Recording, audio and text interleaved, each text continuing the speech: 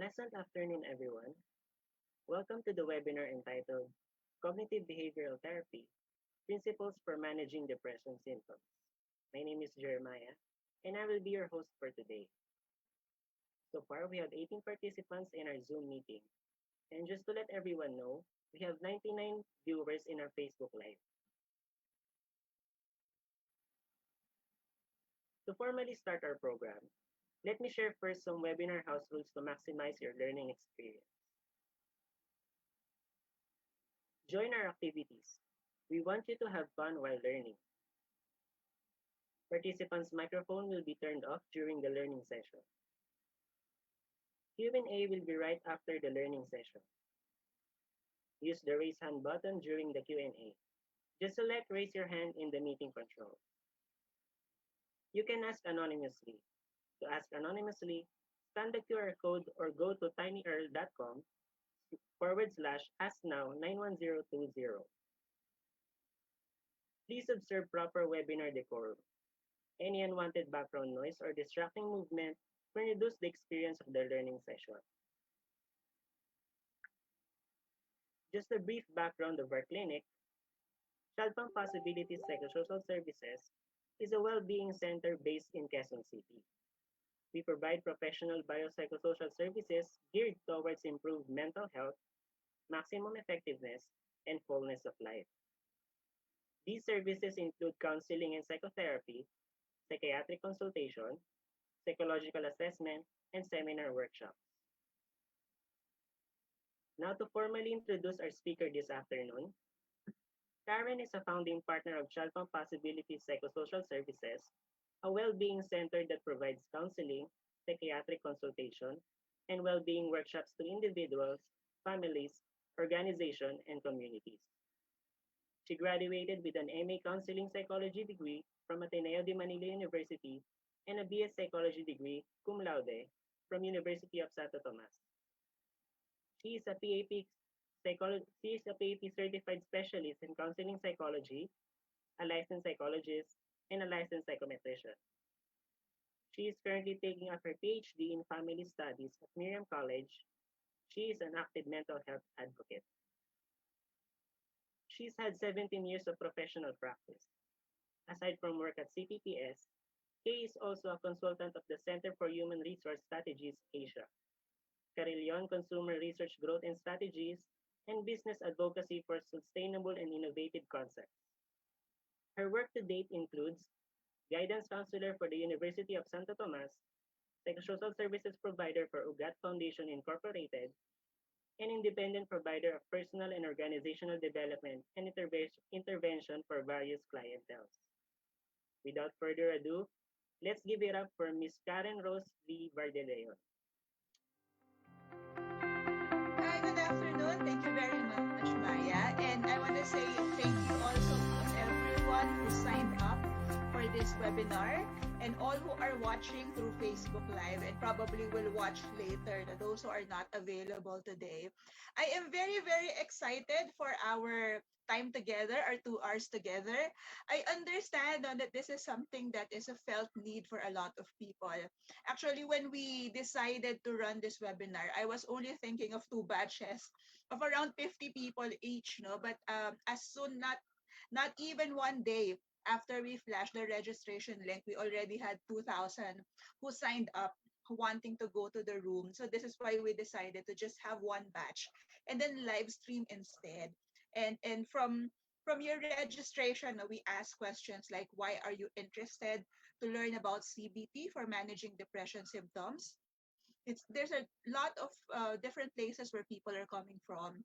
So you have strugglers who said that they believe this is something that could help them, and we believe that as well. There are people who would like to go to mental health professionals, but for some reason or another, it's not accessible or not feasible as of this time. You have well-meaning volunteers, counselors, church workers who said, I do know someone in my circle or in my place of work who would need some assistance, maybe in helping themselves cope better with the current pandemic. And with that no felt need, I saw the interest was from Luzon, Visayas, Mindanao, and sometimes overseas.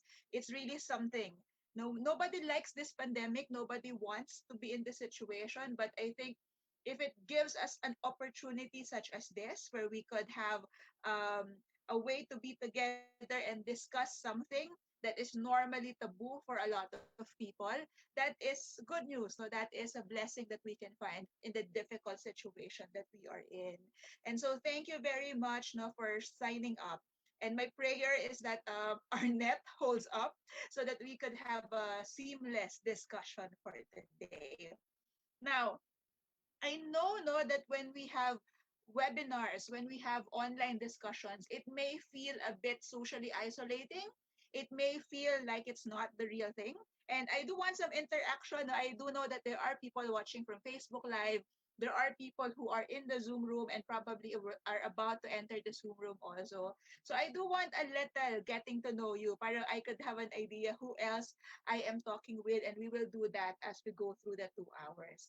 So maybe with that in mind, para makamusta ko din naman kayo na nasaan man kayo sa Pilipinas o sa mundo, I wanna invite you to an external site to answer the question, how are you feeling today? So if you can see on your screen, no, maybe if it's okay, you can go to www.menti.com. You can open a new browser if you're using your laptop or your mobile, a new browser on your device. And then you can just type in menti.com with the code 3135504. Alternatively, for those people who are in the Zoom room, what I can do is I could give you also a link. Okay. You can go there, or you can click on the link that I am posting in the chat box and just answer, no, kamusta kayo? How are you feeling today? And the way Menti works is we will have no way of knowing who answered which. Ibig sabihin, these are all completely anonymous. This is completely aggregate data, no? Just anybody who would like to share with us. So wala po tong way of tracing you. So you could be as honest as you can. There's no right or wrong answer. Ayan, no? So answers are coming in, and I think you can log in as many as 3 responses. Ayan, no? It's coming in. Very nice. So there are people who said they are excited for the webinar, interested, yan, relax. Somebody said they're horny, okay. Hopeful, someone's hungry, okay, curious, excited to learn. Someone's feeling unmotivated and feeling lazy. That's all right. We do understand there are no right or wrong emotions here. There are people who are saying they are feeling better. So maybe better than yesterday or this morning. So that's a good thing. uh Someone saying heavy. Okay, so we do validate that. So there are people coming to this webinar where there's a weight, no, on their shoulders as they are watching, and we do understand that. There's someone who said nervous, agitated, okay, stable, all right, fidgety, okay, intrigued, ayan, no? Sleepy, yeah, I know it's the I don't know, it's 3 p.m. So yeah, no, this is really the dead hour of the day. Anxious, okay, grateful, exhausted, okay, stressed. Um, good, no? Some people are saying drained, all right. Almost relapse, okay. Um, we do understand that, no, we validate that, and we know that is an experience that's true for a lot of people. These are really, really extraordinary times that we are in, burdened, all right. Anxious, feeling anxious, wanting to learn more, okay. Some people are saying they feel stagnant, and okay. So invalidated, okay, and needing advice, all right, all right. Hurting, okay. So we do have a mixed group of people. We have strugglers, we have persons who are caring for others, we have mental health professionals, we have people who are a mix of those, loved ones. And I hope there is something in the 2 hours that we'll be together that's for you. Okay, so that we could officially start, but feel free to still answer, and I would be giving you more of these kinds of survey as we go along. Let's formally start. I wanna share the backdrop of it, no, why this was started. The idea for this came about when the IATF released their statement that they believe there's a rise in the number of suicide cases in the country and have appealed for the religious to help. And I do take information like that with a grain of salt because we are not sure if it's true. There's um, there's a difficulty in finding ways to research these things, especially since we do not know the baseline or the original number of strugglers to begin with. But it's not not feasible. It's not unheard of. It's easy to think that this would be a time where mental health is a concern. It can be a concern for people who were already struggling prior to the pandemic, and then the isolation, the economic problems, all of the changes that we have adopted to, that may aggravate or even trigger or call forth no other predispositions that we have. And because this might be for a while, we thought no when it started in March, maybe this will just be for 1 month, but now we're starting to it's starting to sink in. We're starting to understand that this might be maybe a year before the vaccine comes in or the treatment comes in. And even if no, we do have those vaccines and treatments, it's quite possible that we would have things not anymore the way they used to be. And so we have to really prepare for a major adjustment as we go along. And and the assistance no that we could provide, maybe even on just an information basis, I think is very, very important. And of all the therapeutic techniques that we know of all the therapy modalities that there is about, the one that is more or less suited no to self administration or self help is CBT, cognitive behavior therapy. For mild to moderate symptoms of depression, it can be of assistance. No, it doesn't mean you will recover from it alone. So we do recommend people to go and see a mental health professional for their needs, but it can be of help, and that is why we thought no, this is a topic that would resonate with a lot of people. So maybe we could show the slides, Sir Eman, so that we could be together in our discussion. But I want to clarify certain things about the topic and the expectations no, that I think people might have from the webinar, because it's important that we ground ourselves on those before we start. Okay, I purposely entitled this webinar as CBT Principles for Managing Depression Symptoms. So maybe we could go to the next slide, Sir Eman. There's a distinction between symptoms and depression. I know recently that there was a surge of people who answered online psychological tests and diagnosing themselves with depression. But it's also as important to note that maybe for people who are struggling, no, for those not formally diagnosed, and what we may be experiencing may not be depression, it may be symptoms of depression. So you have your low mood, you have your difficulty finding motivation, you have your physical changes, no, you difficulty sleeping or sleeping more than you used to, or you're having difficulty finding your appetite or eating more than you used to, a general sense of hopelessness about the situation, about life, and maybe confusion, no, and some difficulties in finding um, intellectual curiosity or even the energy to be creative and things like that. Those are your typical symptoms.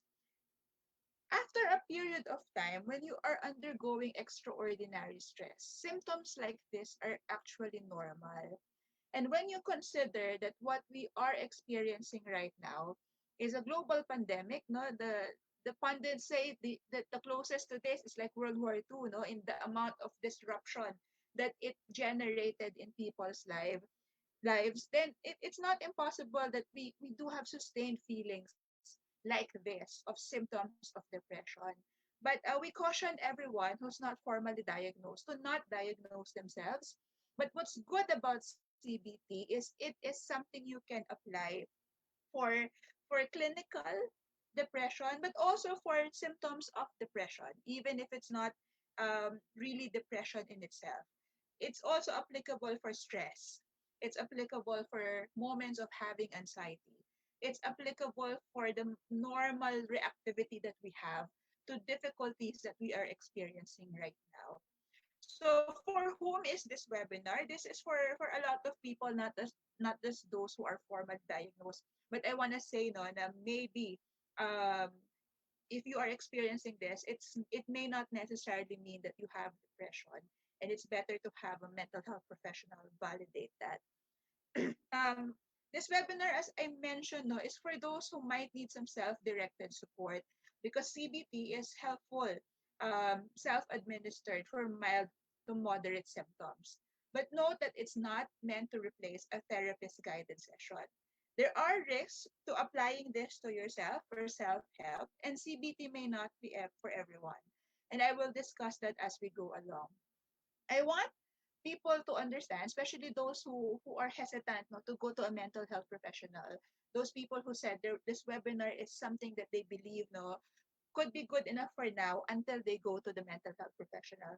There are many kinds of therapies, and therapies tend to suit no the presenting issue that you have, your personality, your therapist personality, and the dynamics of your relationship. So this is just one. This is just one maybe supplementary way for us to help ourselves in this difficult time. But I'd like to expand our thinking that I don't want you to feel that maybe if this doesn't work out or this is something difficult to grasp as of this now, that this is the end of the options available for us. Okay, so with those preliminaries in mind, let us start discussing CBT for depression. A bit of a background, cognitive behavior therapy was developed by Aaron Beck way back in the early 1960s. And it's a structured, short term, present oriented psychotherapy directed towards solving current problems and modifying unhelpful, inaccurate, or unhelpful thinking of behavior. The original application for which was depression. So I'll explain each concept now one by one. It's structured. It's structured because there's a certain formulation, there's a certain idea already what the therapist would like to teach and challenge no their clients with. Um, Sometimes it's even structured to the point that your therapist or you, in this case, if you're doing this for self-direction, you can prepare already a plan for several days no of your self-help, how you can go from one goal to the other. Now that is good because we have a framework, we have an idea what we'd like to happen. It's short term because typically the average number of sessions for depression is around 7 to 14 sessions.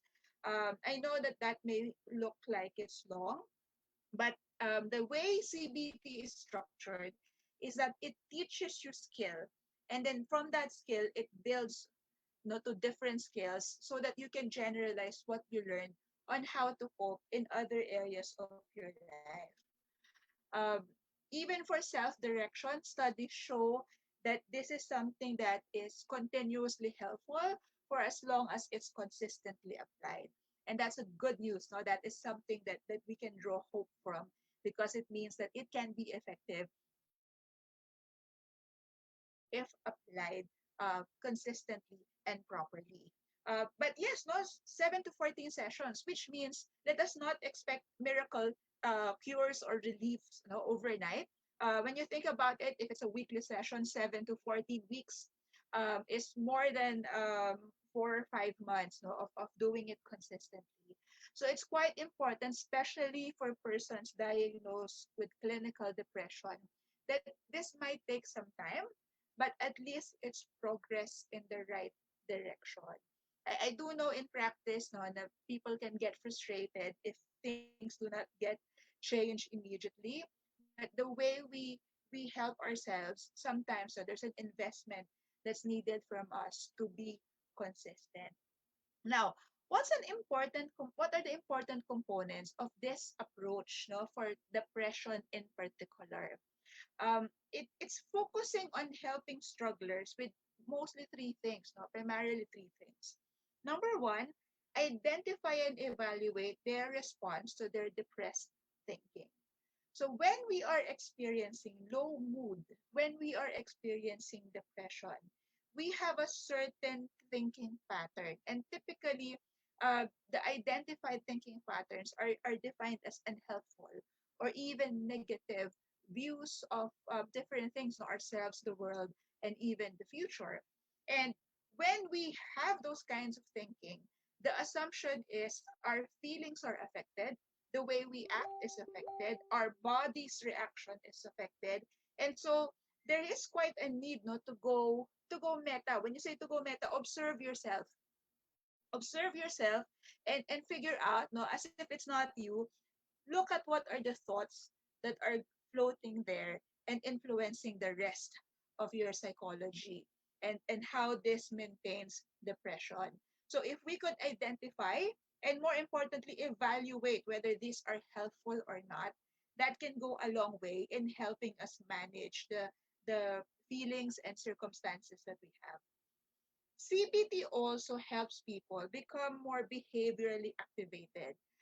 One thing that's common with depression is lethargy, or a lack of energy, a lack of motivation to do things. That is not choice. No, I want to say hindi naman yan pinili. That is part of the symptomatology of this illness.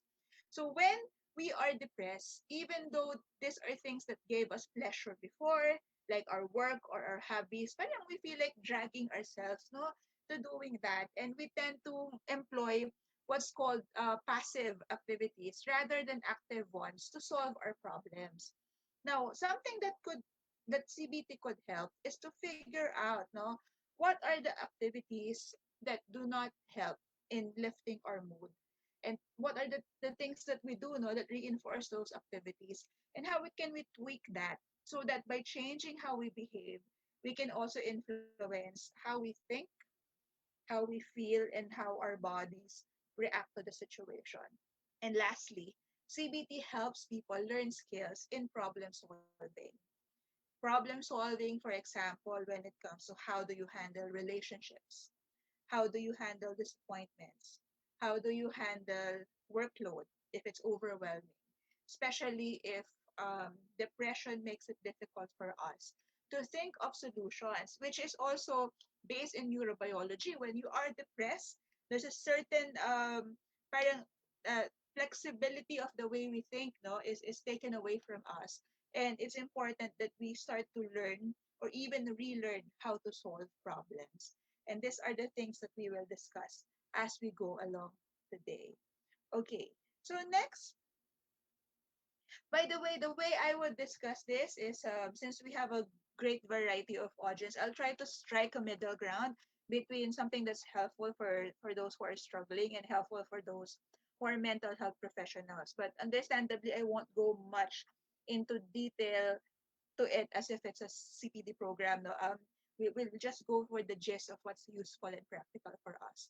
Okay, so this is the formulation that we are looking at when we're talking about uh, persons, and in general, and what CBT wants to assess.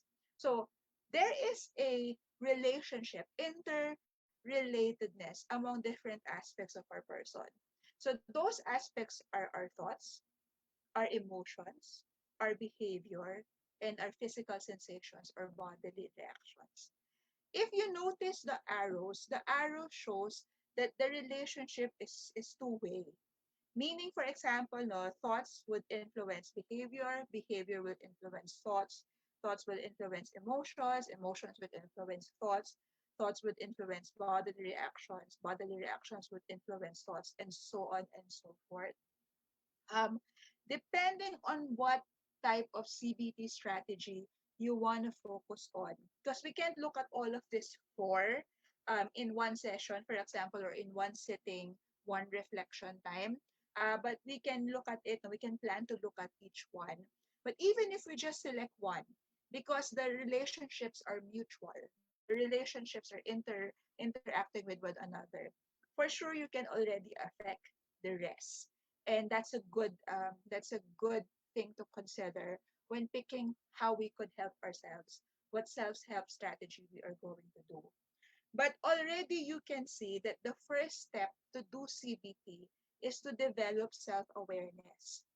It's very difficult to apply the interventions if we cannot quiet down, right, from the busyness of the day, or take a moment to reflect when we are reacting. The ideal is when it's happening, when we have a reaction, when we're having an episode, we can look at all of this and how they interact with one another. But in reality, that is hard to do, especially when you have depression. So it's okay if you do it after, no, after having an episode or a bad day or an intense no emotional reaction or stress, that you have a moment where you sit down, you quiet down, and then you look at all of these things and how each of these factors happened, no, during the time that it was difficult for you. um, this is something no na takes a lot of skill, and I do suggest na kaya merong mindfulness CBT combination. I do suggest that we develop also that quietness meditation, so that when we do the exercises related to CBT, we can go meta and discover this universe of all of the things happening inside our minds, no, na hindi nakikita ng ibang tao. And even us, no, we don't notice it sometimes. Okay, next. By the way, no, if you have questions, for those in the Zoom room or those watching from Facebook, feel free to type in real time. No, you don't have to wait until we end the webinar for you to ask your questions. If I can integrate it within the discussion, I think that would be helpful for everyone. And don't worry for those who are in Facebook or those who will be sending their questions anonymously. My team, the team of CPPS, is here to give the questions, no, um, to me as the webinar is ongoing. So we could address them in real time, and then we could have a deepening of the concepts that we are experiencing. All right. So yeah, let's start now with the first one. No? I want to discuss, so three things I want to discuss: CBT interventions related to thinking, related to behaving, and related to problem solving. So let's start with the first one, which is the core assumptions of thinking. The bulk of the initial part of CBT is really teaching. No, it's really, you can think of it as a consultative interaction, but there's a lot of coaching that is being done there. And part of the coaching is educating about these things, no, the core assumptions of thinking. And the first important thing people have to remember as they practice CBT is that thoughts are not facts. No, so I'll repeat that. No, thoughts are not facts. Kung ano po ang iniisip natin doesn't necessarily mean that that is reality. That is reflective of what is true or what is accurate about the world. Now, this is an important concept because a lot of times no we are within no the bubble of what we think about and concluding that because we think a certain way or we feel a certain way, therefore it is so.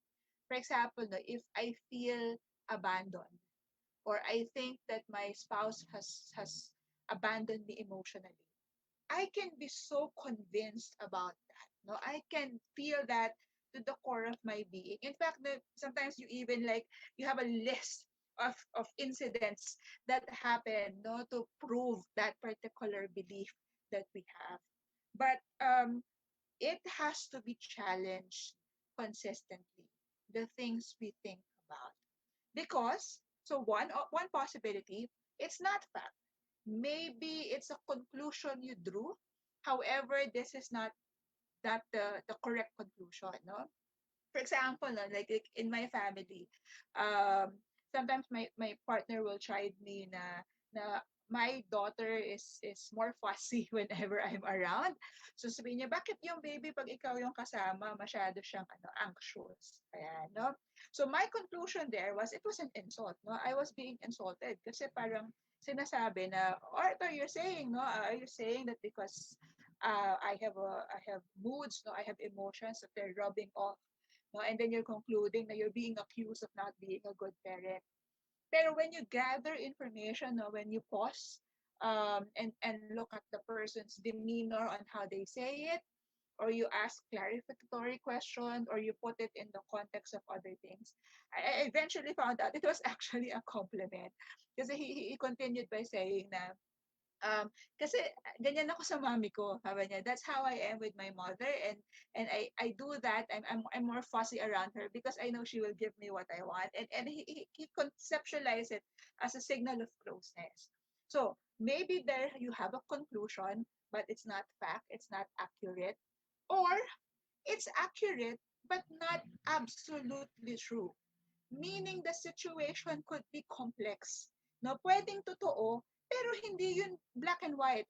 Hindi yun ganun lang, no? For example, no, um, my mother, for example, my late mother who passed away this month, no? Um, my mother has difficulty with being emotionally expressive, and a lot of people know, no, that I am a mental health struggler also. I was diagnosed previously with bipolar disorder. I was a suicide survivor twice over, and back when I was younger, it was really difficult for me sharing with my family because my mom, her typical answer is the usual invalidation na parang um, marami namang pwedeng gawin, 'di ba? Hindi mo naman kailangan magganyan, no? Harapin mo yung problem and things like that. No? She's very practical. So I felt really invalidated. I felt that I'm not supported in my mental health struggling. And that conclusion may be true. That thought is fact. No, it's fact na my mom does not know how to validate emotions. But it's not absolutely true the conclusion that comes with it na she doesn't care, that she wants to invalidate me as a person. Because when I look at it when I zoom out and I look at the totality of it, my mom really loves us very much, except that she grew up in hardship and she had to be practical all her life. And that's how she expressed love. Her way of expressing love is wanting to solve the problem, not really going through those emotional validation thing that we need, but can't get. No, and when you think about complexities like that, no, that can buffer a little the feeling that comes from certain thoughts that happen. Or a thought can be true, a thought can be fact, but it's not helpful to think that way. Meaning you could have an assumption, you can have a conclusion in your head that you believe so strongly, but the more you subscribe to that, the more you realize na okay, this is maintaining the problem that I am experiencing. And the challenge there is the willingness to let it go, even though it is validated for us by evidence, and explore different ways of thinking about things. So different people, not because thoughts are not facts, no, different people can think differently about the same situation. So for example, no, two people kunyari parehong pinagalitan ng boss nila for not delivering quality work. One person can think, how exciting, no? My boss reprimanded me. It means I have an opportunity to prove myself, or I have an opportunity to learn from the situation. Another person could think, lagi na lang ganito, no? Lagi na lang, every time. And that will perpetuate, no, the feelings that we have. And so if we appreciate that our thoughts are that, no, it's not necessarily true. And that, no, second bullet there, that we do not have to continue to think about the same our experiences the same way for our entire lives, then we could be more open to exploring alternative ways of thinking about things. A lot of the times, what we how we interpret our situation is based on our core belief. No, Beck CBT has a concept called core belief. Core belief is something that developed maybe from your life experiences, or from someone who indoctrinated you or taught you this thing. And because it was something that was solidified over time, that is your go-to. That's your automatic go-to interpretation in certain things. For example, no, a person who grew up in a family where there's a lot of rejection may tend to think that something neutral is a rejection already because that's the core belief. At the core, they believe that I'm a person not worthy of being accepted. And so if there's something that happened, even if it's neutral, di ba? Kunyari na scene zone sila, kunyari, ng isang message to an important person, that old core belief no props up and that reinforces and solidifies the low mood that they are experiencing for that particular day. And so we may have to learn how to not generalize, how to put situations in their compartments. Na ito, nangyayari to ngayon, hindi to connected sa past, and I can analyze the situation just based on this present circumstance without letting all of this past experiences influence it because doing so is not helpful for me. Most of the time, people believe things about themselves and the people around them because they have good evidence for their beliefs. However, people are very selective in the evidence that they focus on or what they believe to be fact. So, as I was saying, no, we believe certain things, and the reason why it's true for us is may listahan tayo why. We have proof. Now, what CBT helps us with is it asks you to pretend that you're a detective, that your evidence, diba, is one-sided, and maybe look no for other evidences that are still within the same reality, but may be contrary to what you have come to believe over time. Ayan. Sige. So next slide. Yan. Could you let me know if this is helpful for you, no? So basically, what CBT helps us with is learning to recognize our automatic thoughts, the thoughts that come from our core beliefs. And again, quieting is very important because thoughts can come in a fraction of a second. So hindi natin siya napapansin. Mas napapansin natin yung naramdaman natin, napapansin natin yung physical reaction natin. But it comes and we have to really watch, no? Like if it's traffic and it's going too fast, we really have to slow things down and see it. And then pay attention to evidence that support these thoughts and alternative beliefs. Next, see. Yan. But I want to say no at the onset that choosing helpful thoughts, and you will see this later, is not toxic positivity. Um, there's a concept called toxic positivity wherein the way to be positive is by bypassing the reality of the situation. For example, no, it's a pandemic and we suffered a lot of losses. Some of us lost control, others lost mobility, others lost finances, some people lost health, even loved ones. And then you're just going to say, oh, there's a purpose for all of this, and I just have to smile and I just have to trudge through and everything will be all right. And then you don't acknowledge your feelings and you don't let yourself cry or run or really express them and even recognize them. That's toxic positivity. That's bypassing the reality of a situation and then, parang trying to just fake it until you make it, basically.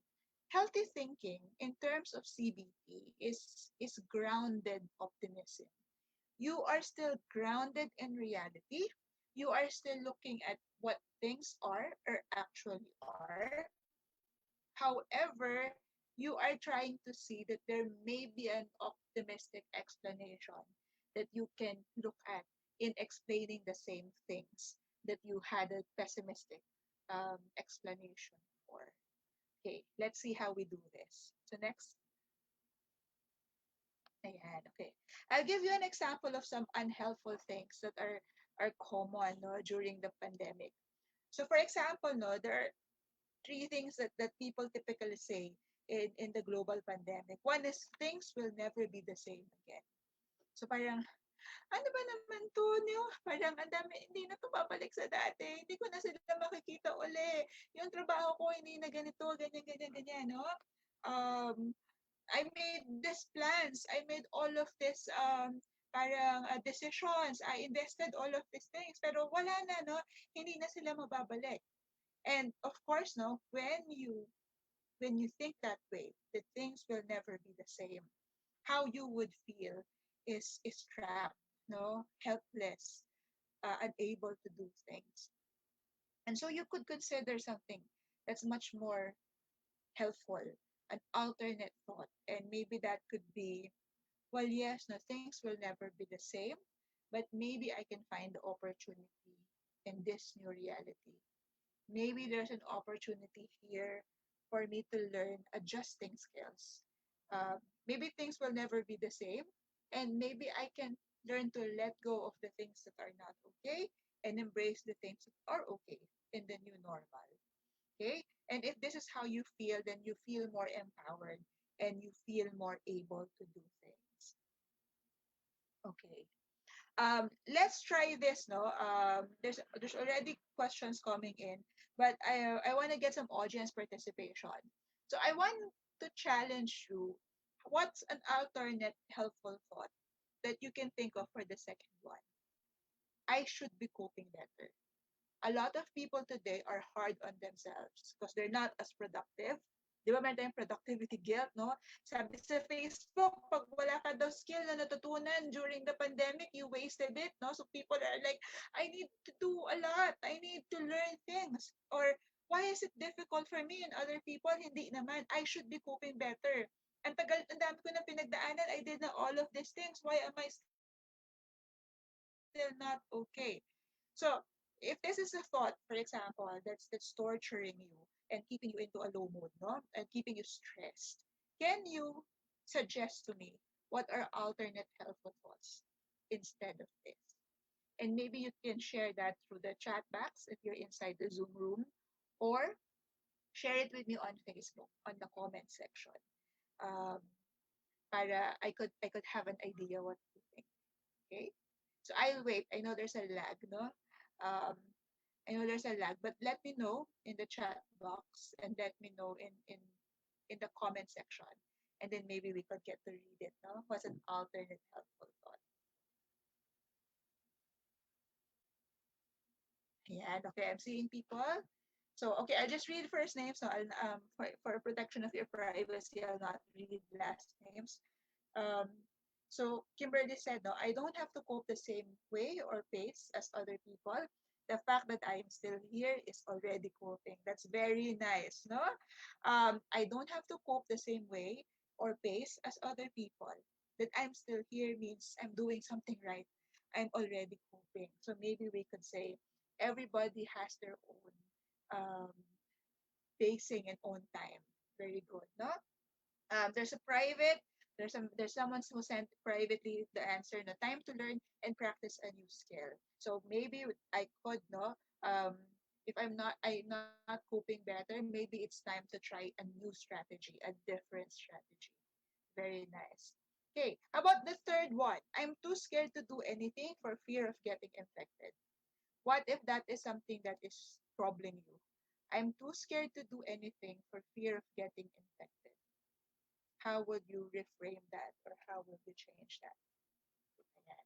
Okay, someone from Facebook said, Lou, even if you won't be able to, this is for the second one. Even if you won't be able to finish your to-do list for today, it's still progress, and I'm proud of you. Very nice, no? May affirmation pa in the end. So maybe if that is what you're thinking, I should be coping better. I should be coping better. Well, you can practice some self-compassion and said, yeah, no, if you don't finish your to-do list, that's all right. That's progress. The fact that you made a to-do list, diba? Or you got through one or two items, that is already something that is good, no? Or maybe you can say, yeah, everyone's entitled to their bad days, and a bad day doesn't mean it's a bad life. Or even the strongest people need to crash, no? Every now and then. So how about the one na ano, I'm too scared to do anything for fear of getting infected. Ayan, no? So maybe the answer there is, well, there are ways I can interact with other people, or ways that I can work so that it's safe. Or um, I really cannot control everything. The only thing I have control over is my reasonable precautions. What I can do, no, the face mask, the hand washing, the physical distancing, everything else. This is something not within my control. Therefore, I will choose not to surrender this. Maybe surrender it to faith, or if you are spiritual, surrender it to a higher power. But I'll do what's within my control. Okay, very, very good.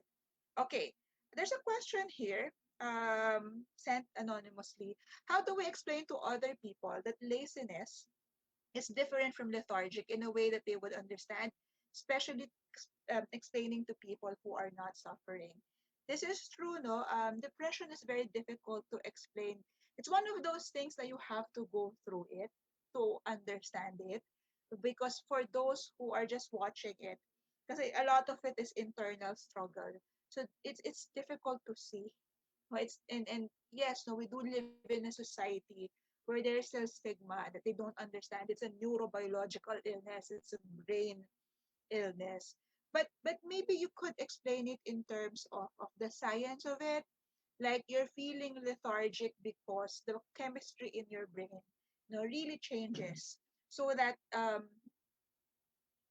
the connections, between parts of your brain that give pleasure, that elicit positive emotions, they're not working as well, no. And it's difficult for you to be productive because, and studies do support that this, no, for people who have been in depression for a long time, the brain cells, the neurons lessen over time, and therefore it's harder, no, for them to figure things out, and the way you process information is really, really different.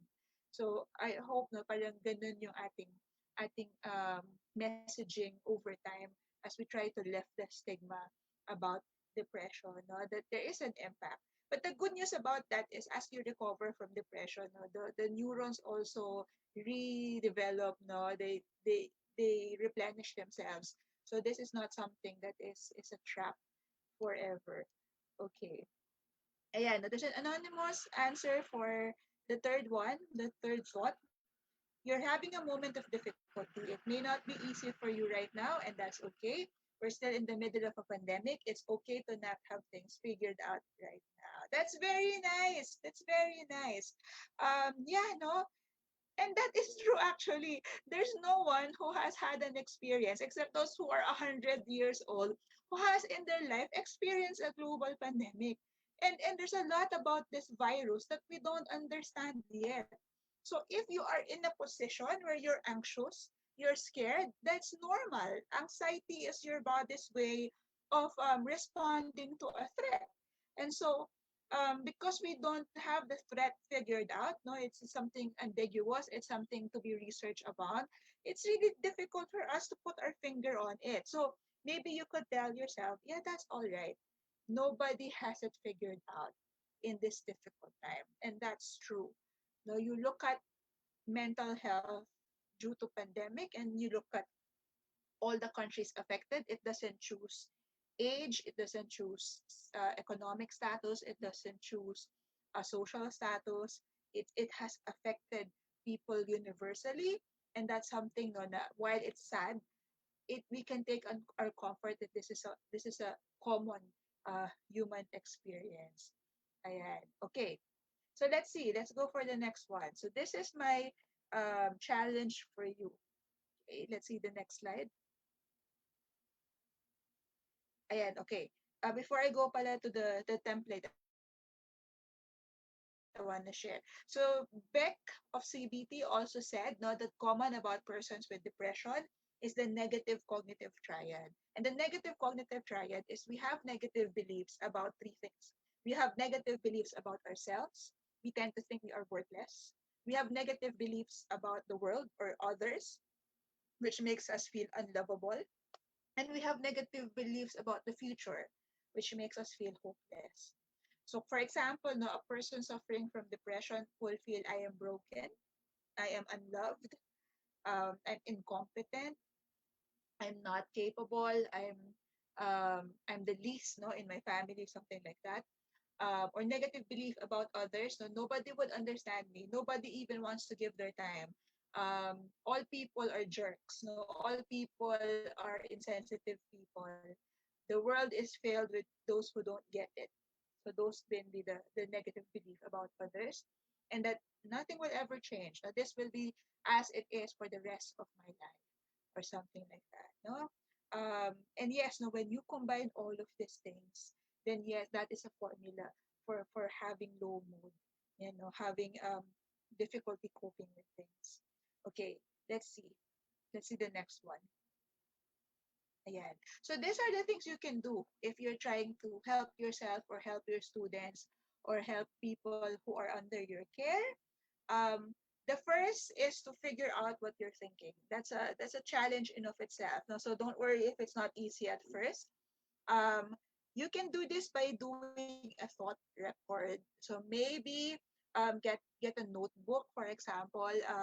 In your notebook, create different columns: the situation that you've experienced, the thoughts that came to your head, emotions, how you reacted or behavior, and what's an alternate thought, no, that you can think about. Because we have to do the three C's, no? We have to catch the thought, check if it's correct or helpful, and then change it. But it's you can start if it's difficult to find the alternate thought. To just log in the thought and the feeling, just so you have practice in being more self-aware. So, for example, I think this is for someone who has social anxiety. Now, the situation was she walked in front of a group of people, and the immediate thought is they are talking about me. No, when they're talking about me behind my back, or they are noticing things about me, or they are judging me. So that's a thought, no? And as you go along, maybe you can figure the alternate thought. Um, Another worksheet you can do, maybe we can go to the next one. Ayan, is answering questions for guided discovery. Okay, so you have a thought, right? So you did your thought journal. You wrote down the thing that came to your mind. Okay, then you ask this question: what is the evidence that your thought is true? This is an easy one to answer because this is confirming your belief system. So what is the evidence? So if you want to practice CBT on yourself, magsasawa kayo asking, what is the evidence? So kung gusto nyo isulat nyo siya sa dingding, no? So you will be reminded to ask yourself, what's my proof that this thought is true? So you do your internal debate.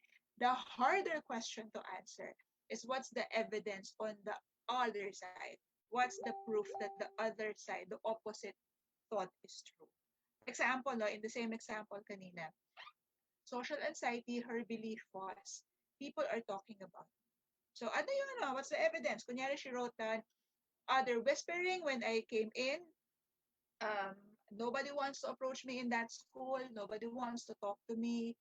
Um, and I have a friend who said na there's a group of students in my school who has said negative things about me on social media.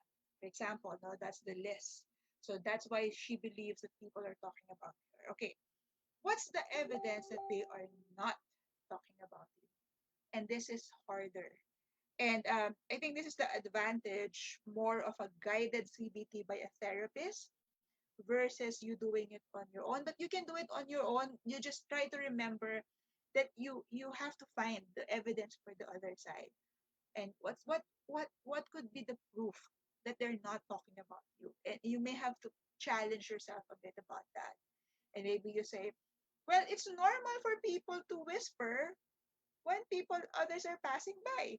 'Di ba? Parang it could be random. It could be totally random that they're talking about something else. So the weather, the class they had before, it may not necessarily be about you that they're talking about you. Yung how do you refute that may nagchichismis sa'yo on social media?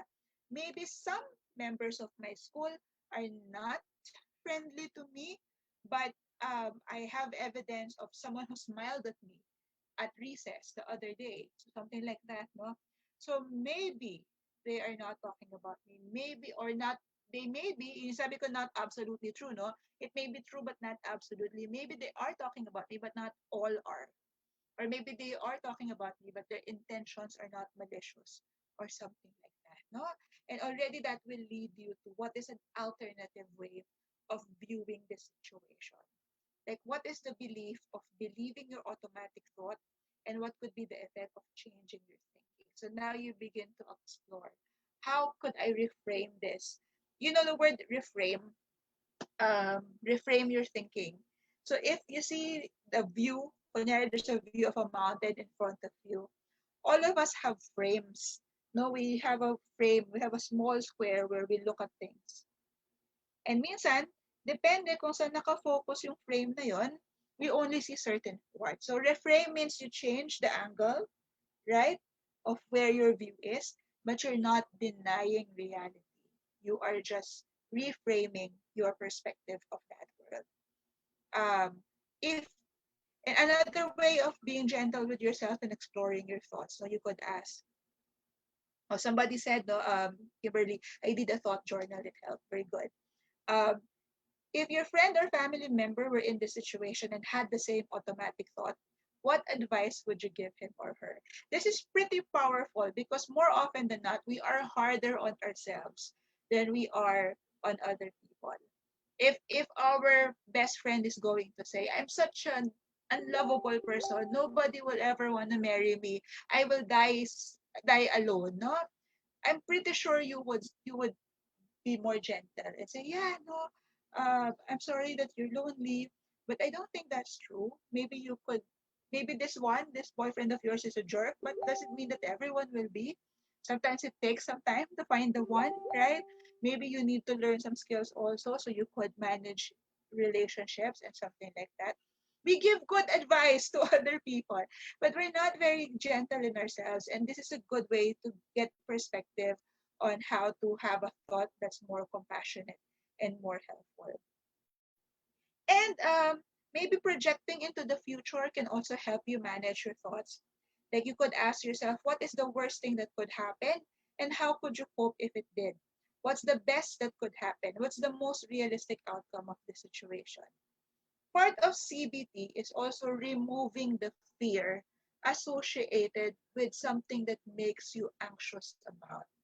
Like, for example, no, when you have depression, sometimes the thought that comes to our head is, um, I will apply for a new job, but I'm pretty certain I would I would be asked to quit in less than 6 months. Maybe your past, you've had a series of jobs and it's difficult to hold on to one. And so, ayaw mo na, no, na mag-apply ka pa lang, natatense ka na, and you're already feeling hopeless about it. So you can start asking now, what's the worst that could happen if I do pursue this? And removing the fear by facing it now, okay, so maybe I would have a difficult boss and maybe they would be hard to please as the others. But how would I cope with that? I have learned something already from the past few jobs that I had. Maybe I could apply that. And ito yung choosing an optimistic explanation, no. But what's the best that could happen? So maybe 50-50 yon. 50-50 na a bad thing could happen, but also 50 na bad thing could happen, and 50 na a good thing could happen. What's the best that could happen if I apply for a job? Maybe I would finally find the company that fits me. Maybe I will find people who would care. Maybe this is a mentally healthier organization for me. And so you have to allow yourself that kind of projection also, and then balance it by asking what's the most realistic outcome. And maybe the realistic outcome is, so we have assumptions about reality, and sometimes we need to be in the middle of it. The reality is there would always be bad things about every company that you would apply for. That's actually true. There's no place that would make you 100% happy. Same with relationships. There would be no relationships that would make you 100% happy, or even a school, or a learning system, or a family that will make you 100% happy. But maybe the realistic outcome is, okay, I if I control what I can control and influence, maybe I could be leaning more into the optimistic outcome. And therefore, the last question is, what should you do? Ayan. So these are some questions now you could ask yourself as you guide yourself in understanding your thinking process. Okay. Um, there's a message here, no, from Shaina. I also had a thought journal before where I could easily let my emotions and thoughts flow out of me, and it truly helped me to process things. But when someone read it without permission before, it scarred me and I stopped altogether. I might try again. I'm very sorry to hear that someone invaded your privacy. No, yeah, no, that's a tricky thing. Let's have our journals, but um, it's very, very important that we educate the people around us to respect um, all our journals. Sometimes we make journals that are not meant to be read, meaning um, it is honest. It's what is true to you, and it's not necessarily what you would say in front of a lot of people. And if someone reads it without your permission, it's an invasion of privacy because you're allowing that time to be quiet. So if we can educate the people around us to not invade our privacy, or if we can protect whatever it is that we are writing, yeah, no, and but I want to say thank you for saying you might try again. So at least the message there is it was helpful. It what was not helpful what it was read, but the process itself of journaling is very, very helpful. Okay, so let's see the next slide. Ayan. Oh, interesting. I'm just wondering, somebody said, I'm just wondering how I can apply that here in Japan. There's a great cultural gap and it's quite overwhelming. Yeah, yeah. I recognize that, no? I recognize that. I'm not sure which particular situation you're thinking of applying. Is it the journaling, or telling people to respect your privacy? But maybe we can pick, no, what we can do in private that we don't have to be in somebody else's control to do. So for example, no, a worksheet like this. If you want to picture it in graphic form, this is a good way to process a particularly bad episode, a relapse, or just a stressful situation or a situation that gives you anxiety. For example, no, you can start by describing what happened. No, so as best as you can and as objective as you can, meaning don't interpret muna, no, just say what actually happened. Describe the situation that that got you to explain or got you to stress out. And then from that situation, what are the feelings? So you can have more than one. What are the feelings that you felt about that situation? And as important as naming the emotion or labeling it is quantifying. No? So on a scale of 1 to 100, for example, with 100 being the most intense, how intense is the feeling brought about by that particular situation? Ayan. Okay. Okay. And then, as mentioned, identify your negative automatic thought. And then, what are the evidence for your negative automatic thought? What are the the evidence against your negative automatic thought? Your alternate helpful thought. And then, very, very important, is there a new feeling that came about? Or are the old feelings still there, but are they less in quantity? I'll give you an example. Now, maybe we could show the next one, Eman. Ayan, no? Here's the situation. Here's an example of a worksheet like this. Situation, I can't finish my paper on time. Maybe this is school or work. Um, but this is actually something I felt now when I couldn't finish my thesis on time. But I can't finish my paper on time. And the feeling was worthless and stupid. On a scale of 1 to 10, I only use 10, but you can do 1 to 100. I felt 10 out of 10 worthless and stupid. And the negative automatic thought there is life just won't give me a break. No, so my problem there was I was generalizing. Life just won't give me a break. Evidence for this negative automatic thought. Well, I can't last in a job. I can't last in a project. No one wants to work with me. And this is so simple. Why can't I do it? If other of my classmates, of my peers can finish the paper, I can't do it. Why can't I do it? So maybe I am no worthless and stupid, and life is not giving me a break. But maybe if you look at the evidence against, and you can ask your friends to help you with this, My advisor was willing to mentor, pero ako yung hindi sumisipot. No, my advisor was willing to teach me how to finish my paper, but I was the one not showing up. It's my first time to do a paper this maybe intense or this difficult. So I'm not yet no in the high up of my learning. So the alternate helpful thought is, well, this is harder than expected, and I will need to delay submission. But if I delay submitting, it's not the end of the world, right? um, Maybe I need more time and I would have to ask again, no, to make pakiusap again. But that doesn't mean that if I do, that's the end of the world, no, that I'm a bad person and it's a big problem already. And maybe the feeling is, no, you're more calm, not totally calm, maybe 5 out of 10. And then, no, you still feel worthless and stupid, but the worthless and stupid is from a 10, it dropped na to 7. And that's CBT. CBT is not going to make you feel wonderful overnight. But maybe if you can understand over time, as you do this, oh, gee, I have control. I have control over my thoughts. I have control over my emotion.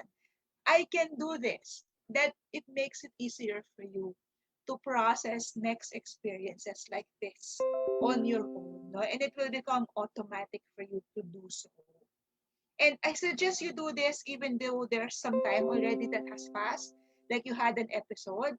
Ako, my gauge is you're getting better from depression not because you stop having episodes, but maybe one, the gap between each episodes get longer. Kunyari dati nagkaka-episode ka twice a week, tas once a week na lang, di ba? Tapos after 20 days, after 30 days, so that's still progress. Or the recovery time per episode gets shorter. As I shared, no, I'm a person diagnosed with bipolar. It's a lifetime hereditary mood disorder. It doesn't mean that I don't get episodes anymore. Oh, di ba? I'm a psychologist, but I get episodes. But I think what I developed over the years is that I have a quicker recovery time when I do have episodes, bad episodes. So 1 day, 2 days, I could pick myself up, and the gap between episodes are longer. I don't get them every month or every week anymore. So I get them a certain number of times a year and during extraordinary circumstances. So it's very important that as we go along, that is the learning, that is the muscle that we are training. Ayan. Follow-up question, the journaling aspect. Is there an alternative? Usually you live alone and social interaction is limited in a Japanese setting. So it's basically just work and work. And you would be lucky if you could at least sleep for a couple of hours. You don't have to journal to express and identify what you think. Maybe a quiet time for just 30 seconds to a minute. Like as you take your restroom break, for example, maybe you could reflect already on the thoughts that you've been having on a particularly bad episode. Um, some people who have trouble identifying their thoughts rely on maybe just what do you call this? You drip. I'm trying to figure the word. You write what comes to your mind first. You do a mind map, for example, which wouldn't take you long, and you don't have to do it privately. Like draw a circle in the middle of a paper, say what I'm thinking or feeling today, and then just put the first thing that comes to your mind. And you can just have one or two threads following that. So it wouldn't be very time consuming for you. But at least it's a practice. It's a practice in being more self-aware and figuring out how everything inside you is interacting together, thoughts, feelings, and physical sensations and behavior. Okay. How can we help students who feel really stressed, drained, and exhausted because of their online schooling? I think there's a lot of questions like this in different forms, but the question still is everyone's tired and frustrated with online schooling. Um, so if we're using CBT, right, like what's the thought there that's not helpful? Usually it has to do with learning something new. I hate this because this is too much. Like this for some people who are not tech savvy, this is too much technology for me to navigate, and I'm tired and I don't want to do this.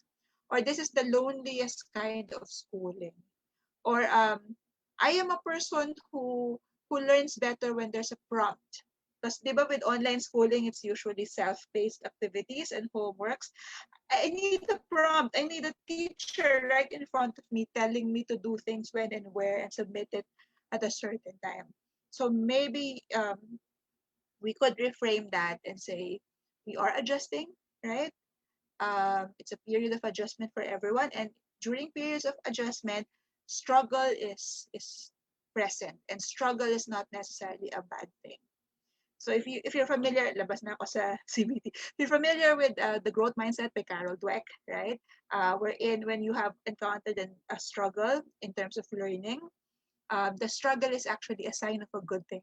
It means you are going out of your comfort zone. It means you're learning something new. It means you're leveling up basically. Because if you're not struggling, then you're just going with what's already within your repertoire, and that's not helpful.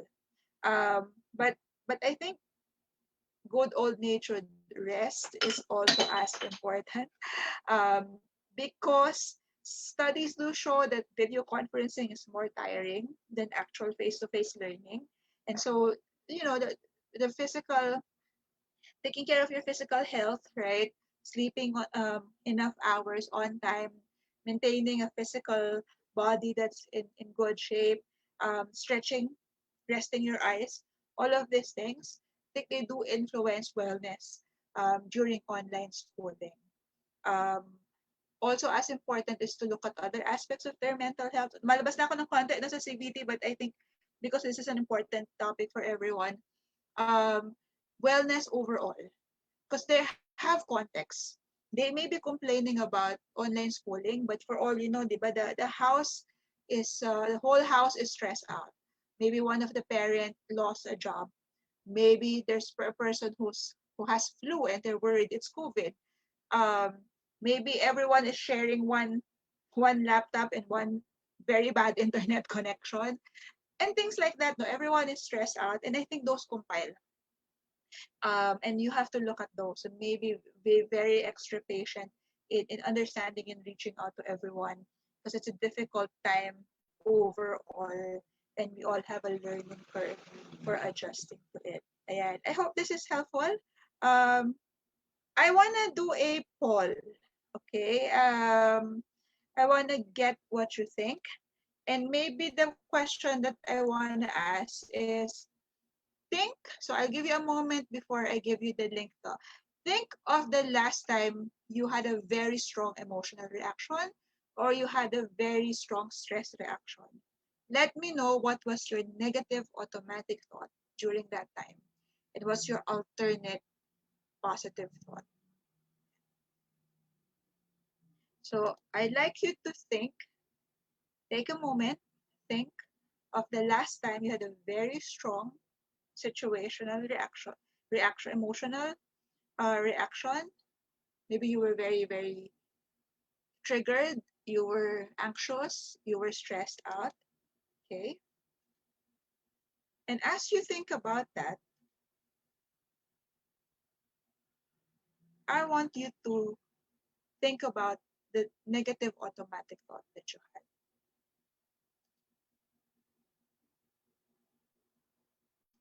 And then can you share it with me? Yeah. Maybe um, share it in Menti or share it in the chat box. Or I'll give you muna time, no, to think.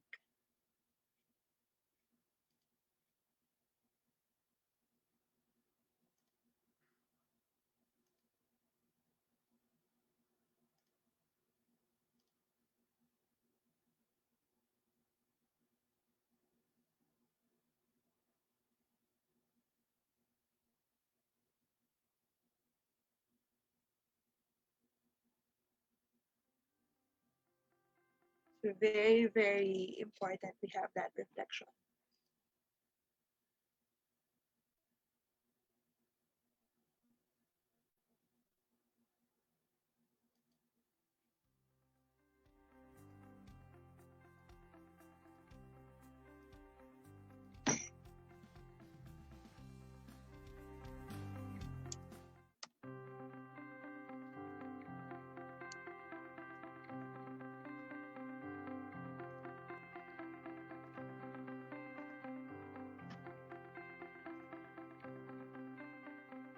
Okay.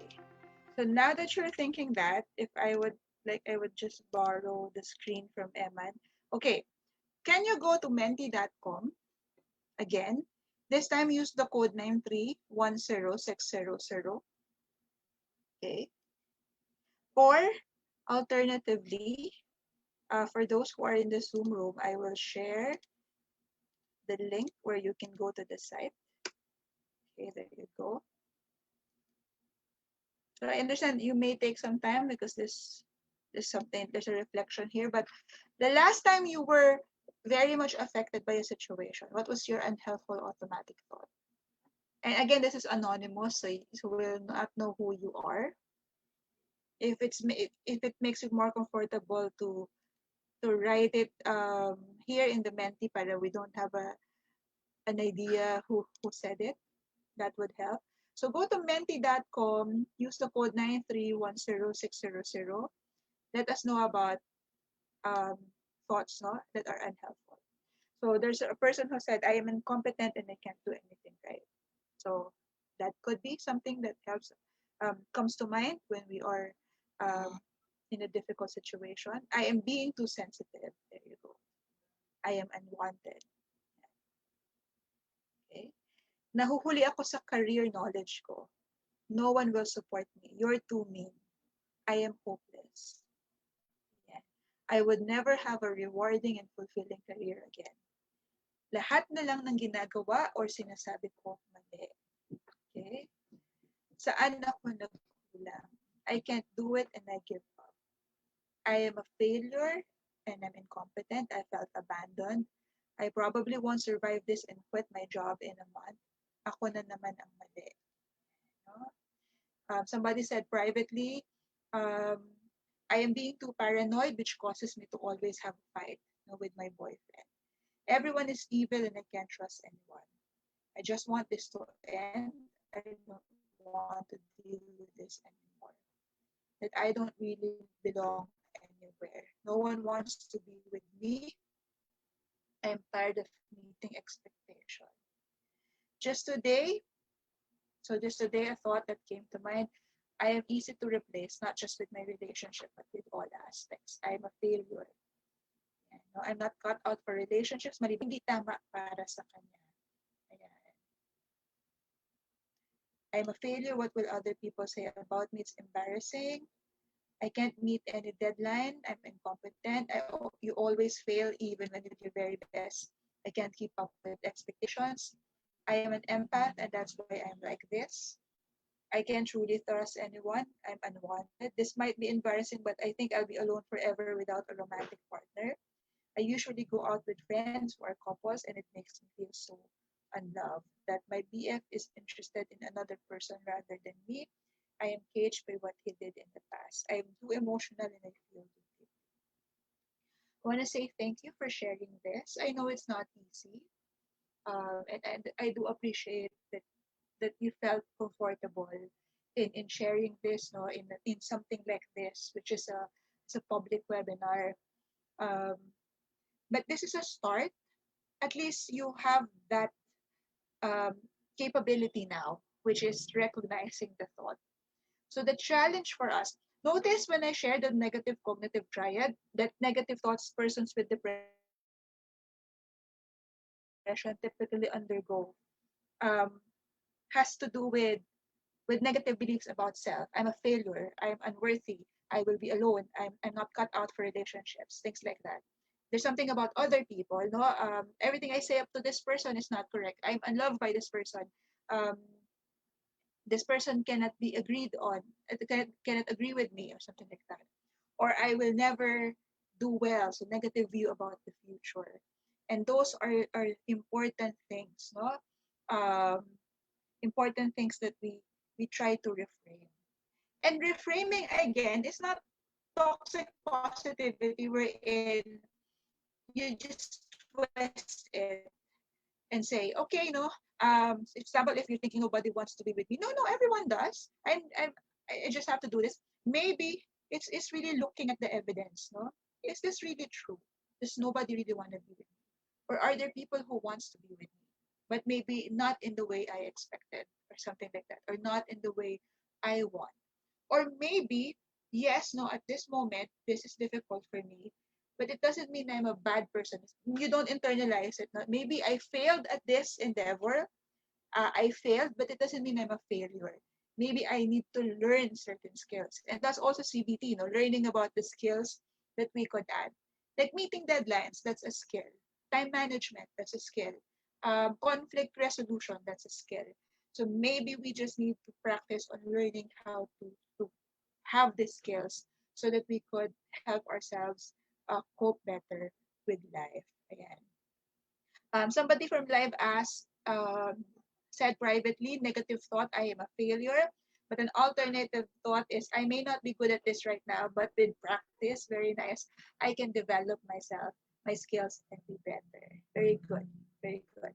Okay, let's go back to the deck. No, let's to go back to the other parts of message. Oh, there's an appreciation message from someone at Live Ask. Very helpful webinar. Thank you. Love the speaker. Very open about her mental health. Yay. Great inspiration to those who can speak about their struggles. Thank you very much. Do appreciate that it's something resonating with everyone. All right, let's go to the next one. I think the next one is behavioral interventions already. Can we see, Sir Eman? Maybe we could skip that, or we could have more time. Okay, so that's one part of CBT, no, interventions about thinking, but you can also have interventions about behavior. So this says that what we do affects how we think, we feel, and think. So CBT also helps people to learn new behaviors and new ways of coping with events, even involving the learning of particular skills. Let's see the next one. Yeah, okay. I want to challenge people who would like to try behavioral activation of CBT to come up with in your journal, come up with a schedule. Like you can put there, for example, all the hours of the day. Example, you wake up at 6, no? So 6 to 7, 7 to 8, 8 to 9. And then log in on a second column. What are your typical activities for those times? So maybe you have a schedule of what you do daily and what activities. And then on a third column, maybe challenge yourself to rate on an intensity of 1 to 100 or 1 to 10. How strong is your depression on those particular times and on those particular activities? The purpose of that is also to give you insight of what kind of activities, what are the things that you do that is more associated with a lower mood than others. Okay.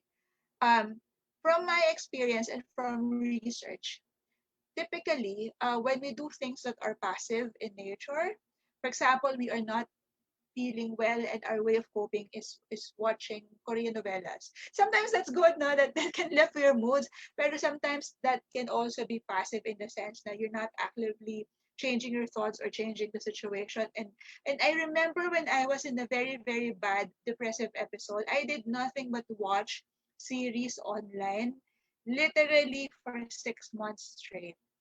Pahinga ko lang is kakain, no, maliligo. And that's the only thing I did. And of course, no, the depression got worse to the point of having suicidal thoughts. It's something very, very difficult. Um, it's very important that we look at those things. We may not feel like doing something, that's depression, but even if it's contrary to our way of thinking, the way with depression is sometimes still do what you know you have to do rather than give in to the lethargic, socially isolating need. Like I remember when I was depressed, no, people will tell me, "Oh, sige, I want to spend time with you, labas tayo." 'Di ba? Merong birthday ni ganyan, or coffee tayo ng ganito, or meet tayo ng ganyan, no? Mahirap ngayong pandemic, walang ganyan. But there were invitations and I would say yes.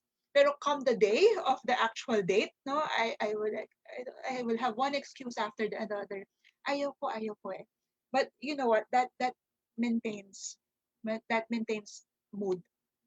So, hindi ko naman sasabing pilitin natin, no, to put on a brave face, but if you can have more activities than your usual that involves maybe, iba, parang maintaining your usual routine at work, for example, even if it's difficult. Kaya important yung workplace mental health because part of our good mentally healthy culture in the workplace, when people can talk about them not being okay, they can negotiate what they need. Like if what they need is, I don't want to be bothered, or I want to be bothered, please invite me out.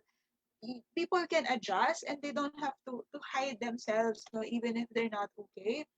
Having that kind of behavior or normal see in your routine is also very, very helpful. So when you do that, no, in your journal, what you can do is identify na saan yung mga low. Kunyari, if it's on a scale of 1 to 10, anong ang oras, anong activities nyo yung maybe 5 and below, and then do something. So maybe do more of the things that give you a higher mood, and add more things that you would experiment with in lifting your mood. That would be very, very helpful until you can find a schedule that's more helpful for you in the long term. So social isolation, no, sometimes they perpetuate the depression because there's no new input, no, there's nothing to challenge you. I remember before ang way of coping ko lang is meron akong goal of one social interaction a day. And ang social interaction a day ko lang is to message a random person from my high school on Facebook. Hi! Tapos syempre sasagot yun, hello, pasan ka na ngayon? Diyan ka na ba nag-work? Okay, ako dito na. Tapos tapos na. Yun lang yan, a few seconds of conversation, pero once a day, that got me out of a very, very difficult episode because I was doing something that's different. Um, you can also do what's called the behavioral experiment. A behavioral experiment is a challenge to yourself to to disprove something that's unhelpful that you're thinking about. For example, I do remember there was a person I chatted with na struggling with social anxiety. And one of the things that makes it difficult for this person to order in a public restaurant is this very strong fear na she would call attention to herself because she would drop the tray of food after ordering. That is a very, very strong belief, no? Sabi niya, um, I don't want to do this. I don't want to be with people because I'm a klutz. And because I'm a klutz, diba, something bad is going to happen. So a behavioral experiment is really an experiment wherein you say, okay, I'm going to pretend to just be an investigator and maybe see, no, is this belief really true? I could go to one restaurant on Monday, order something, put it on a tray, and then eat. And then before you do that, tell yourself, how strongly do I believe this on a scale of 1 to 10? Daming scaling. No? On a scale of 1 to 10, how strongly do I believe that I will drop all of these things? Okay, 10. Okay. And then you do it. And baka you might be surprised. You didn't drop it. And when you have that experiment, you would disconfirm something that you believe in that is hurting you or being unhelpful to you. Okay, so you didn't drop it. Like sabihin, eh, nervous nga ako, muntik-muntik ka na eh. Yeah, but you didn't. So maybe it's not true that you're a klutz, right? So you can examine evidence, but you can also test whether or not a belief is true or not. And even if your experiment failed the first time, then maybe you can tweak it. Maybe, okay, kaya ko to nabagsak kasi I ordered from a restaurant na mabigat talaga yung tray. Or I ordered a lot of things na that are very heavy, or I was so conscious. Maybe I could try another one. No, a person with depression, for example, whose strong belief system is, um, I am bad at connecting with people, could do an experiment of trying to connect with people. Pero ito yung difficulty lang ng self-help versus therapist-assisted because you know you're coming into the experiment with the bias. Your bias is you would believe your own unhelpful thought agad-agad. So maybe you could ask a friend to help you out with it. And let's give validity to other people's observation. Hindi naman yun na sinasabi lang nila yung good thing. kasi naawa sila sa atin. Minsan ganun we discount, di ba? We get good feedback, pero we discount even if it's positive feedback. Oo nga, may sumama nga sa akin kaibigan, pero kasi ano lang naman siya, mabait lang siya talaga, ganun siya sa lahat. Doesn't mean I'm a good person. We discount it. So part of that training in helping open our minds is really just saying, yeah, no, maybe I could give validity to positive things that are being said to me. Ayan. There's just a private question if there are face-to-face consultations of CBT. Yes. And Child Fund Possibilities do offer that. So you can just look at our Facebook page for how you can set an appointment if this is something that's helpful for you. Okay, so next one.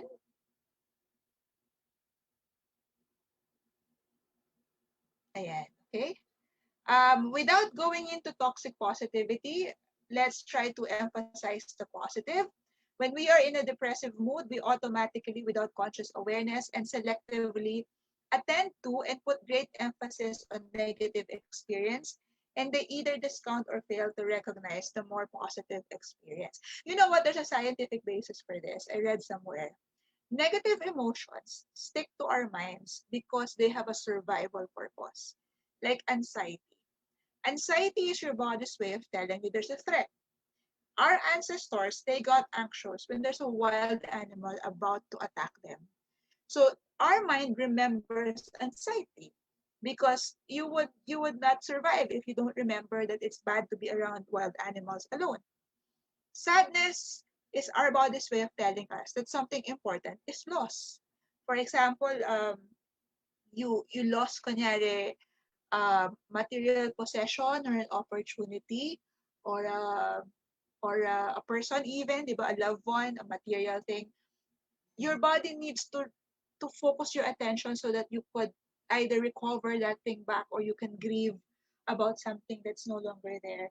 So your mind remembers that because those are purposes that's meant to narrow your attention and make you focus on what's happening in the moment. But positive emotions, because they don't have a survival purpose, we sometimes experience them. And studies show that people who have depression, they don't have less positive experiences.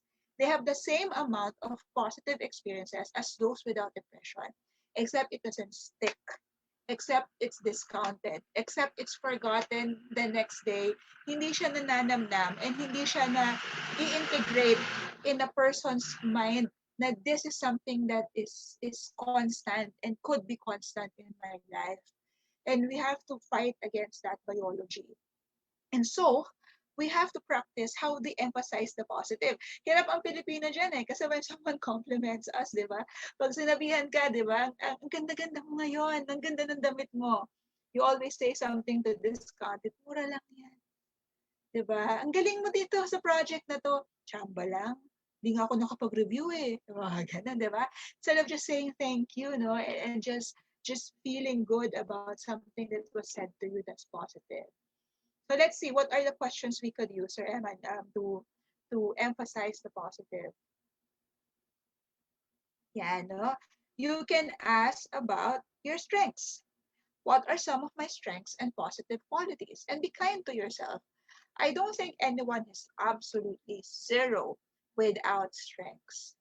The fact that you took time to watch this webinar is a strength. It means you are interested to learn, interested to help yourself, interested to help others, and that's already in itself a good thing. We're not victims, we're all survivors already. Um, Take data from the past week, positive data.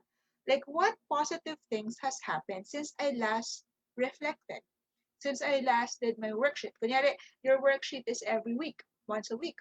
So for the past week, what are the positive things that I did? Positive things that happened, things that I'm grateful for example. And you can plan for a positive week ahead. So, so, so don't plan agad. This is hard when you're depressed because sometimes you look at the very far future. Diba? I will never get a job that I like. I will never earn enough money to get my parents to shut up about it. Yung mga ganun, diba? I will, so ang layo, no? There's always a finality to the things that we think about. But maybe you could just think about next week. What can I do that's positive that will mean I could have a better week ahead? Like if this week was a 10 out of 10 in terms of bad weeks, what can I do to get a 9.5 week next week? Doesn't have even have to be 5, diba? 9.5, slightly better week ahead. And you keep on thinking that. You keep on making that plan. No? So if you have your journal, plan for that. How could I have a better week ahead? Okay, next. Yeah, no? So I think I already mentioned that we have to activate and do more things that are active because relative inactivity contributes to low mood, as there are little opportunities to gain a sense of mastery and pleasure, which leads to more negative thinking, which leads to increased dysphoria, that's the low mood and inactivity, and it's a vicious cycle. Notice those two things, no? What activities should you do more of? Things that give you a sense of mastery, that's achievement. So positive emotions, mastery, and pleasure, things that feel good, no? Things that are enjoyable just for the sake of it. And put a lot of those on your day. No? So, kailangan pag tinanong ko kayo, can you come up with a list of 10 things of what gives you happiness, what makes you happy? Gawa tayo. We could intentionally make something like that. One of my favorite answers to that question is no, something that could give you instant happiness. Dance, no, like no one's watching, no, parang nagti-TikTok challenge mag-isa or something like that, or you do your laughter yoga. You could learn that, no, from even YouTube, no, learn how to do social laughter yoga to cheer yourself up. So do something, no, that would lift your mood, give you mastery and pleasure. Um, because they would help. But you see, when you have depression, sabi dito, even when we engage in various activities, we're not satisfied because we are having self-critical automatic thoughts. So for you to derive more pleasure and more mastery in your everyday activities, let's be gentle with ourselves. Let's not be critical with ourselves. So we made a report and it's bad. So let's have our sense of humor. No? Okay, this one's bad. I can live with that. Diba? I don't have to judge everything. Aim for good enough. It doesn't have to be perfect. It doesn't have to be brilliant. It can be good enough for now. And good enough, kaya nga siya good enough kasi it's good, 'di ba? It can be something na in the middle. And it's alright to be bad at things, no, from time to time. Okay. Let's see. Next. Yeah. So, something that you can guide your behavioral activation. Which activities am I doing too little of, thus depriving myself of obtaining a sense of achievement or mastery, a sense of pleasure, or both? Do I have a good balance of mastery and pleasure experiences? So, how can you have a sense of achievement? Maybe figure out what new skill you can learn, like cooking or time management or maybe drawing if that's your thing. Which activities in my schedule are lowest in mastery or pleasure? Maybe I could replace those, no? And find something else. Okay, next. Yeah, no? So, a life worth living, you can decide that. No, what's a good enough life for me? A life worth living is an exploration of values, what's important to you. One of the activities I like doing is a pie chart, a life pie chart that lists the ingredients of what's a happy and meaningful life for me. Like what's a happy life for me in terms of how my resources and time and energy would be allocated. So that could mean 50% family, 30% work, 10% personal achievement, 10% something about my health or something like that. But it's about your values, what's important to you. Like if I say at this moment what's important to me, spending maybe at least 2 hours a day with my daughter, then that's values and that's a life worth living for me. And that could give me pleasure and mastery. No, so exploration of values, what's important to you, pleasure and mastery, is the stuff that makes life worth living. So this process, what's that? Sorry, Emma. Okay, this process can help us come up with tangible goals to move us towards the things that are important to us and to feel more consistently engaged and happy in the world. It's best to find a balance of goals centered on values, pleasure, and mastery. Now, how that balance look for you will be unique because it depends on where you are in your life. Like a single person would have different values and activities than a married person, or a person of a certain circumstance would have a different one, no, than others. Okay, next. Okay. So of course, now very quickly, if you make a plan to make activities to activate your behavior, make sure that these are translated to goals and objectives. So hindi lang siya plan. No? You actually do something to target and do these activities. Okay, next.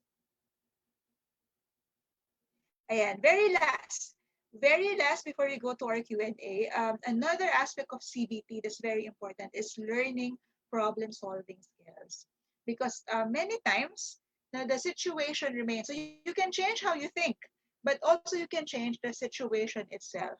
And that may involve skills. And don't worry, no one is born already good at problem solving. That's why it's a skill. It's something you learn, and it's something that can be taught. So problem solving techniques generally involve a process by which an individual attempts to identify effective means of coping with problems of everyday living. This often involves a set of steps for analyzing a problem, identifying options for coping, evaluating options, deciding upon a plan, and developing strategies for implementing the plan. Let's see a possible flow chart for that. Ayan, no? So the following flow chart can assist with problem solving. So first ask yourself, no, if there's something that's difficult for you to cope with. Can you do something about this problem? May magagawa ba ako sa problema to? Yes or no? If no, I cannot do anything, then focus on helping yourself by managing your emotions. So challenge your thoughts, manage the physical reactions. For example, if anxiety gives you palpitations, so breathe, right? And do some stress management so that you can cope with the situation better. But if yes, no, and many times akala natin sarado, but there's something we can do about things. We just have to be creative and persistent. Then focus on two things. You can problem focus solutions. You can do problem focus solutions, or you can do emotion focus solutions as well. So the same emotion focus solution change how you think, manage your symptoms, and then stress manage. But if you can do something about it, problem solve. So define the problem. Ano ba yung problema? What are my options? What are the pros and cons of these options? What are the resources? Kunyari parang company planning, no? What are the resources that I need to execute this? No? And so on and so forth. And as you succeed even with small problems, you develop that sense of confidence and efficacy to try and tackle bigger problems at hand. And I think that's part of resilience. The more problems you've had, the easier things are that are getting into you at present. Kasi you have perspective na you have survived worse, or you have perspective of how long it takes to solve certain things. A lot of times when we have depression, we don't see the reality that many problems take time to fix. Like a communication problem, sometimes it's easy. Like you can tell people, sana nakikinig ka sa akin, di ba? Gusto ko kasi na you listen when I talk to you. Minsan madali yung sagot, pero minsan mahirap. Minsan the person needs to be exposed to a different way of doing things. Minsan, hindi talaga mangyayari because iba yung values niya, and you just have to adjust accordingly and find somebody else to provide that need for you. That's also problem solving, di ba? Accepting that certain things we need, we may have to look for it in other ways that are also functional and helpful for us. Um, like I said, no, my mom was a very, actually my whole family, um, they're all right, but they're not okay with emotions.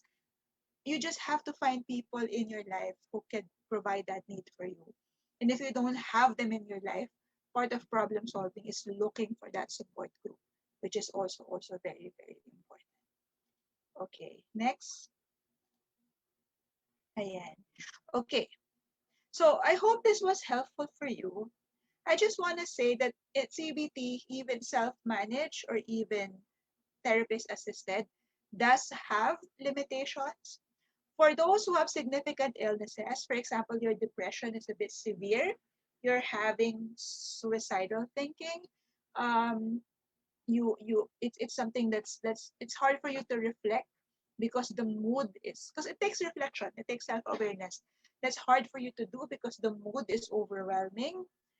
You may need to start medication first before you do the therapy. um, the best person to tell whether that is so is a mental health professional, so do approach them if needed. Persons who have limited intellectual functioning, meaning um, those who have difficulty with analyzing their thinking, may not fully benefit, but they could, no? But it may be more challenging. And it has to be adapted to your age. So you don't do this for children without adapting it in a way that children would understand, or for certain populations, so like the elderly. Ayan. And of course, don't do it lang just on its own. It's always important to monitor if you need additional support, like other treatment modalities, lifestyle changes, or social support, which are all very, very important. Um, but yes, no. Do we have one more slide pa? Okay, that's the references na. But at the end of the day, I think the focus, you can flash the references, Emma. I think the whole message that I want to say is if you are stressed out, anxious, or having low moods, depressive symptoms, this is normal in light of the pandemic. If you feel that it's already a mental health concern, you are struggling. Um, yes, there is help. These are illnesses, which means it doesn't mean that you're weak. It doesn't mean that you're asking for attention. It doesn't mean that you're a bad person. And certainly, it doesn't mean that it's hopeless. Of all the mental health concerns there is, depression is the one that is most researched on. Um, CBT has been most researched on also. So there are ways that can be found to be helped. And I do want you to know that to reach out to people who could assist. There are um, there are hotlines there that are for free. There are centers that have a fee, but you can explore your options so that you can find the help that you deserve if this is something that's very difficult for you. Okay, so that ends my presentation. I hope it was helpful. I hope you were able to pick something from it. I do want to have a little open forum before I end. If you have questions or insights or comments, feel free to share.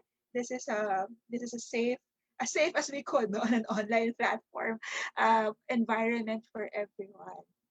So we could have that. Okay, there was a private comment note. I wish there's more webinars like this. It keeps someone sane. Appreciate this. Thank you very much. Very, very nice. Okay, let's see. Like if from the Facebook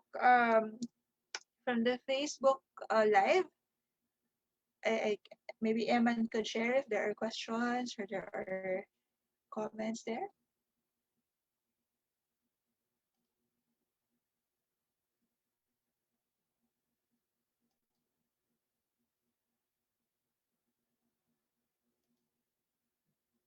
And Sam said, thank you so much. It's very helpful. That's good to know. Okay, yeah, and questions are coming in. Okay, I have a client who struggled with guilt even with the small, most common things. We tried thought journal, but she was not able to finish the exercise. What could be an alternate processing activity? Okay. Um, these are just ideas, but it really depends on what fits your client. So you have to weigh that. I don't know your client. I'm very conservative when it comes to giving advice because I don't know other contexts aside from what's written in the question. But typically, if a homework or an activity cannot be completed, it doesn't automatically mean that it should be abandoned. Sometimes we could take a moment to process why the activity was not completed or why it was difficult to process. So maybe you could ask, now, what's keeping you from completing this thought journal? In CBT kasi I noticed people who are not used to practicing self-awareness or quieting down, they understand the idea of having a thought journal, but they can't execute it kasi hindi sanay. No? So, maybe in session, you can just do more self-awareness activities first para masanay no, to how to go meta, no? How to look at your own thoughts in a non-judgmental way. Um, you could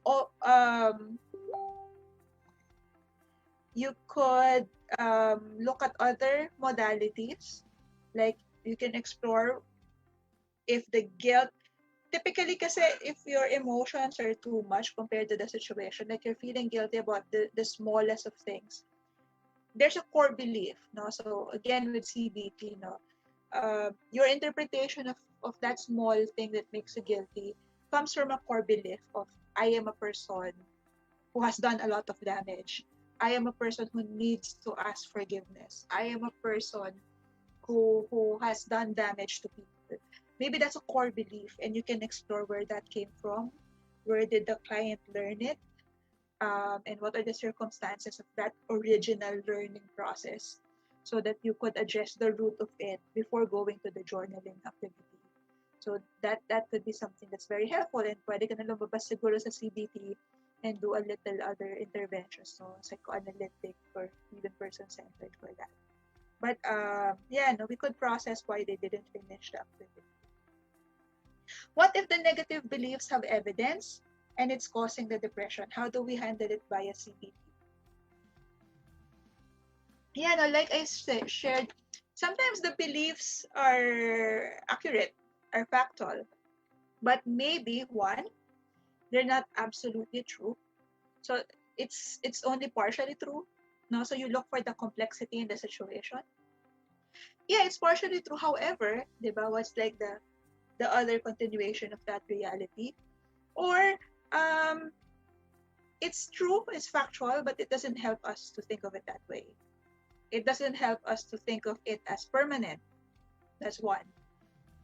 Maybe it's true today, but maybe it won't necessarily be true in the future. So what can we do towards that? Or maybe it's factual, but it's not intolerable. So different ano na yan, no? Counseling modality, but maybe it's true, but it doesn't necessarily mean that you cannot have it in your life, that you cannot live with it. Diba? Kasi minsan ang extension ng kunyari, my boss is a terrible boss who does not validate me and makes me feel bad about myself. What if that's fact? Because there are bullies in the workplace. There are narcissist boss, diba? What if that's fact? Okay, that's fact.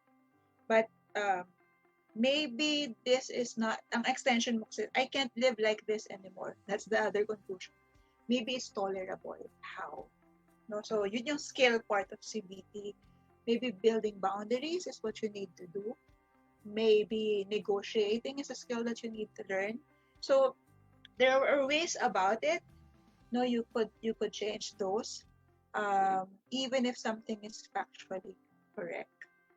But let's do explore whether it is. Because if we're the one reflecting, again, I said no, the challenge there, if you're doing this for self-help, is we are already biased coming in towards our negative beliefs. So we do need to exert more effort in looking at that window where we could believe the alternative positive interpretation. Okay. I've been going through an episode for 2 weeks because of stress.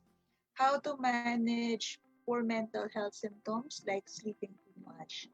I'm very, very sorry to hear that it's a difficult time for you. When it comes to physical symptoms, like sleep, no, you have to weigh if that's needed. Minsan kasi the sleep, while it's a symptom of depression, it is needed in high stress situations because your body needs to recover and to replenish. Sometimes you can do better thinking and have better mood when you are fully rested.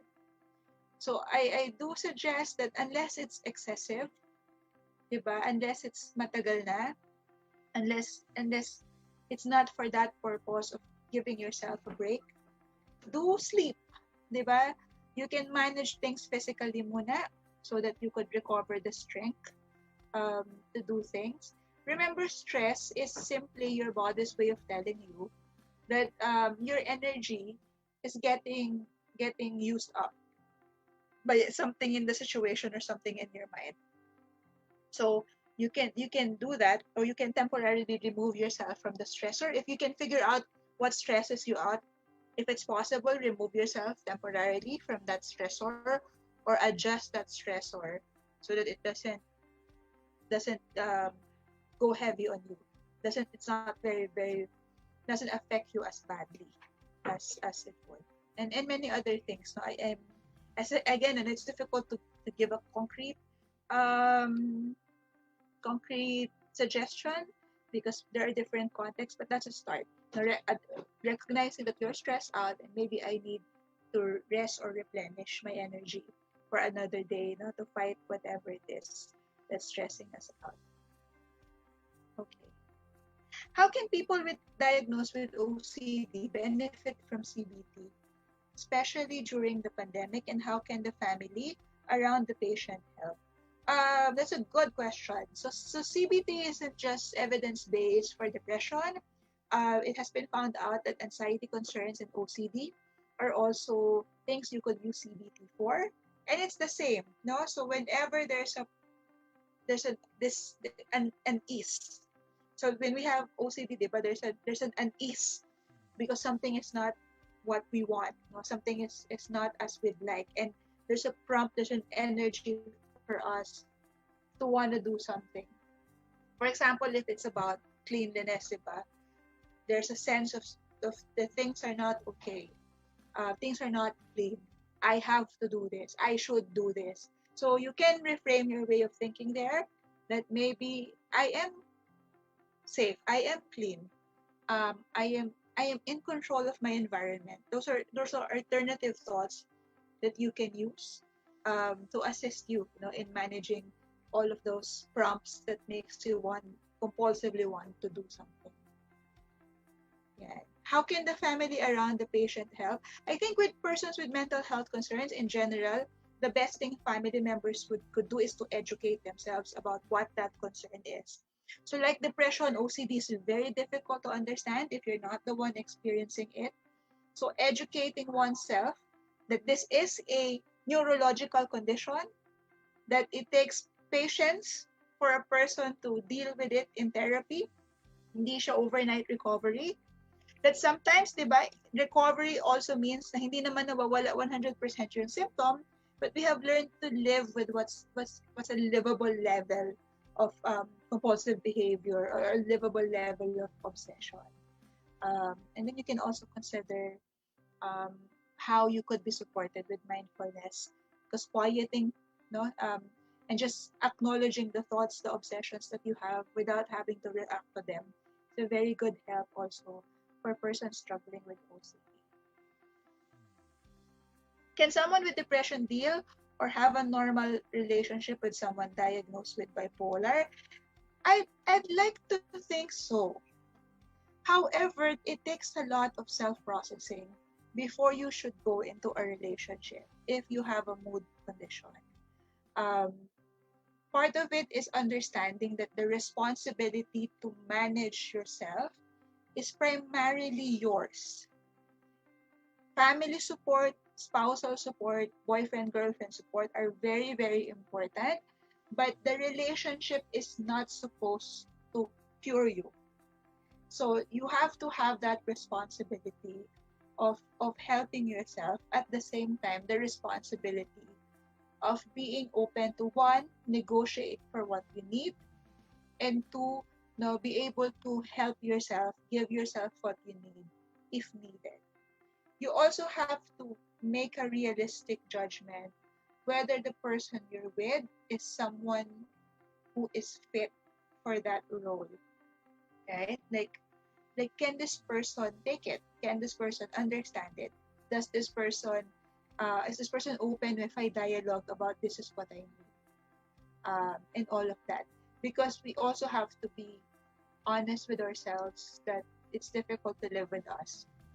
It is difficult to live with us, people who have mental health struggles, but it's not impossible. So it really has to be you being mindful about, but making good judgments about what would help you recover or manage your symptoms as best. But yeah, no, that is not in the list of of basis for annulment or anything. You can be mothers, you can be spouses, you can have relationships, but you have to understand how to approach it in as mature a way as possible. Ayan. Does CBT work for suicidal clients? Somebody asked privately, especially when calming them down. It works with depression, even with depression with suicidal thoughts. However, it should not be one. It should not be the only thing, and also there's a timing to it. It's a better intervention in helping the person build skills in order to protect themselves or manage future episodes. But in a moment where there's a high episode of suicidality, the person may not be in a frame of mind to think about changing their thinking. Baka you run the risk of making them feel na you're forcing them to choose positive on a very difficult time. So maybe do more crisis intervention during that particular time. Do your de-escalation. But the psychoeducation is very important. I like to tell people and my clients also that while while we don't want a person to have suicidal thoughts, and we should do what we can to get that person into recovery. Suicidal thinking is a normal reaction when you have feelings or emotions that are intolerable and you feel it will not end. That is where your mind tries to get comfort. So in a way, it's a coping, right? Suicidal thinking is a coping because that's your mind trying to escape from the difficulty that you're feeling. However, it's not the solution because it doesn't solve the problem. It doesn't help you with the illness of depression, which is the cause of the suicidal thinking. Um, and that your way of thinking in that particular moment in time is no longer how you would think if you would have depression, if you don't have depression. That's not your normal thinking. So yes, no, I think more so if it's in the moment, you may have to do other crisis intervention first before CBT. But for a structured therapy for depression, this would be helpful. All right. From Facebook Live, I've been going through a depressive episode for 2 weeks, but last month was great.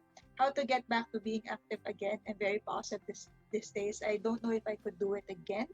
Baby steps maybe. Do something that you can do for just the next 5 minutes, and then build from that. No, and do reward yourself. That's very helpful if you have been successful in having that activity. At the same time, being gentle if you can't do it consistently.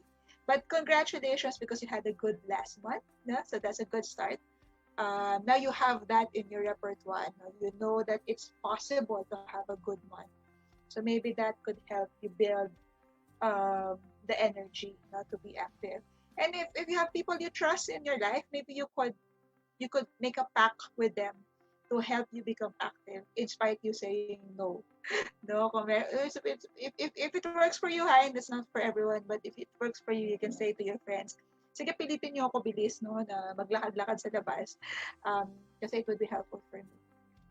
If that's helpful for you, para you would have a prompt outside of yourself to do the things that are more behaviorally active and would help you.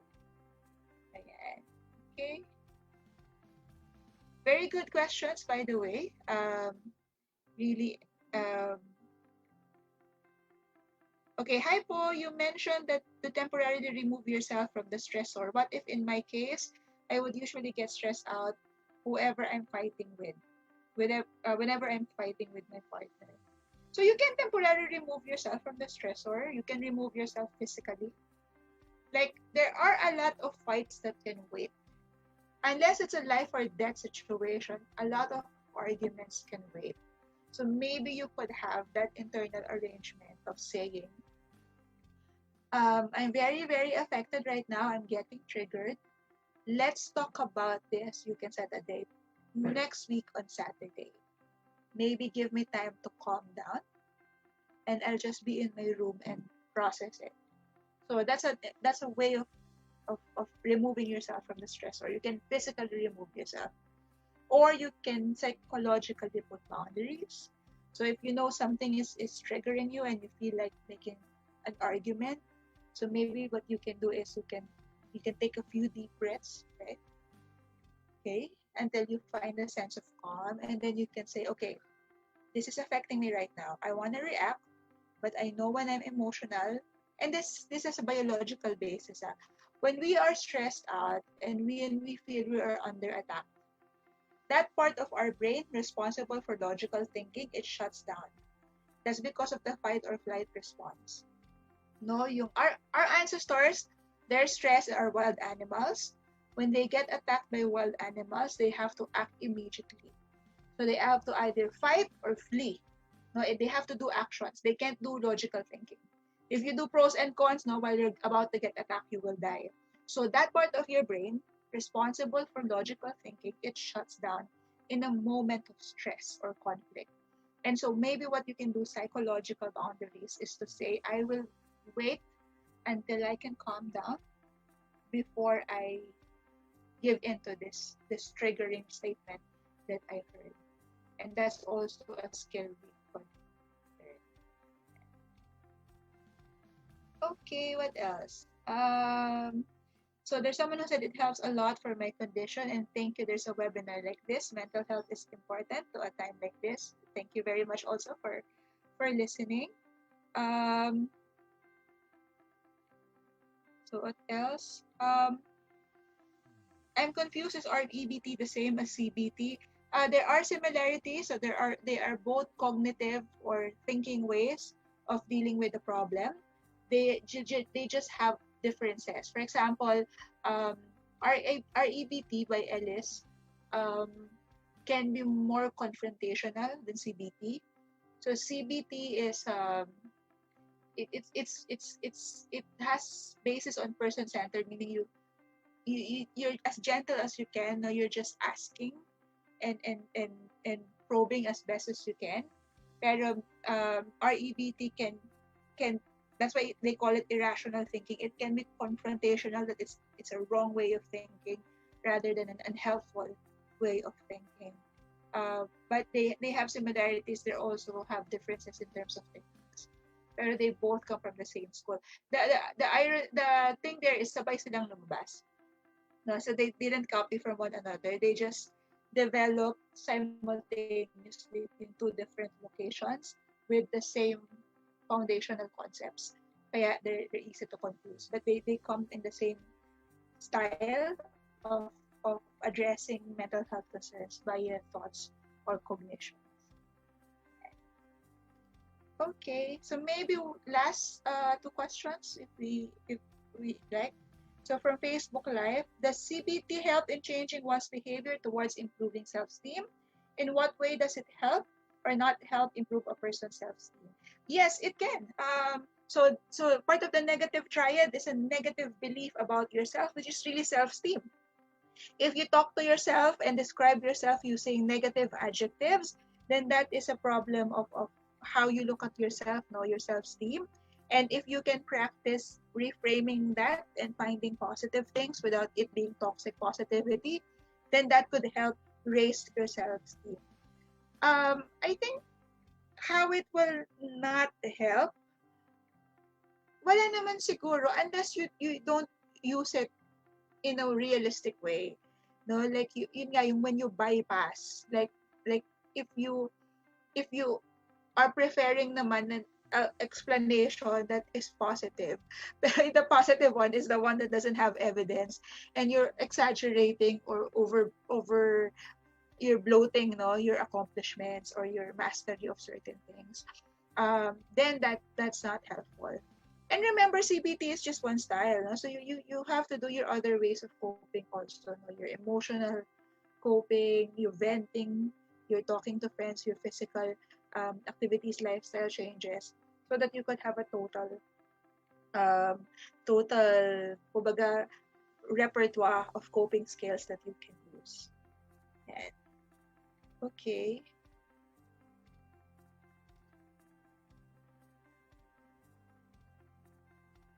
Non-pandemic, so there's someone who said an appreciation. No, non-pandemic anxious thoughts have also arisen recently. The things I learned from CBT before has been helpful when I cope. It takes time to learn, but it really works. That's true. It takes time to learn it. Sometimes you may have to have a friend go through with it with you. But over time, it's quite helpful. So umpisa hindi mo siya ma-apply kasi it's totally foreign to us. But if you have that consistency, I think that would be very, very helpful. And there's a lot of workbooks, websites, worksheets that you can find online if you're interested in going through this um, as a self-help tool or for helping others. How can you balance doing problem focused and emotion focused solution? As in establishing the line between emotion focused solution and indulging myself. Sometimes I feel like I'm indulging myself too much, and what I'm doing about the problem is not enough, and that adds to my anxiety. Okay, that's a very good question. It's a tricky question. Um, I think when you say that you are in a good emotional state, it means that you feel the emotion, and so you're not emotionless. No, you acknowledge what you feel.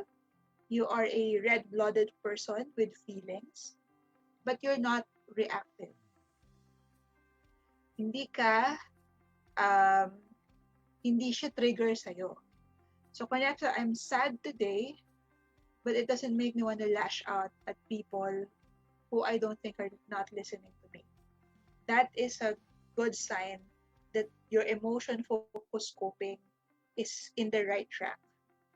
Um, Because if it's just about, diba, unload, so you can unload as much as you like for as long as it's helpful, and it's for as long as you're doing it in a functional way. Depende kasi yan sa situation eh. Like, for example, traumatic incidents, you may have to talk about it over and over and over and over again. So yeah, no, that doesn't mean it's too much. It's just that the what you have to release is a lot. It's a lot, and it takes some time. Um,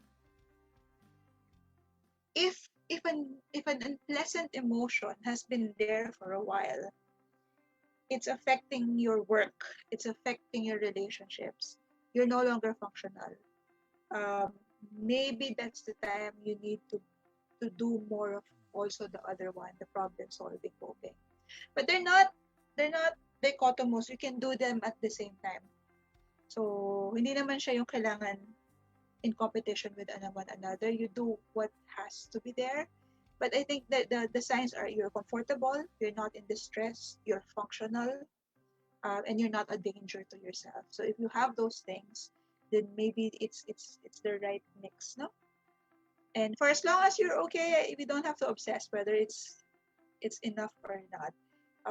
The more sometimes the more important thing is that you are in a place where you are at peace with yourself and you're comfortable with yourself, even if things are not perfect at the moment, if that makes sense. Yeah. Okay. So very last one. Ayun, no, so people are saying that they appreciate sana there's more webinars like this. I'm currently undergoing therapy, but it seems it's not working for me. I'm sorry to hear that. I hope it works for you soon. Sometimes it takes time. And do have an open communication with your therapist so that you could both calibrate what needs to be to be changed about it if it's not helpful, because it is a consultative two-way relationship. All right. So I hope this was helpful. I did enjoy myself also getting in touch with you. I'm praying for everyone's well-being. And thank you so much. And if you have questions, um, further questions, maybe we'll see if we could answer this. Just let us know in the Facebook comment section that there is. If you think this webinar would be helpful to someone, do share it. But again, I want to say the waiver, this does not replace a consultation with a mental health professional. There are certain things about doing things CBT as a self-help versus therapist assisted, and do consider the therapist assisted and other ways of helping yourself if you can. Do not self-diagnose. So thank you, and have a good day ahead. Okay, to formally close our webinar for today, I would like to thank Ms. Kay for that wonderful talk. Also to our participants for today here in Zoom and on our Facebook Live. Thank you so much for staying with us from the very beginning. We hope that you learn a lot and share what you learn to others. And good luck on your future endeavors, and God bless you all. Thank you.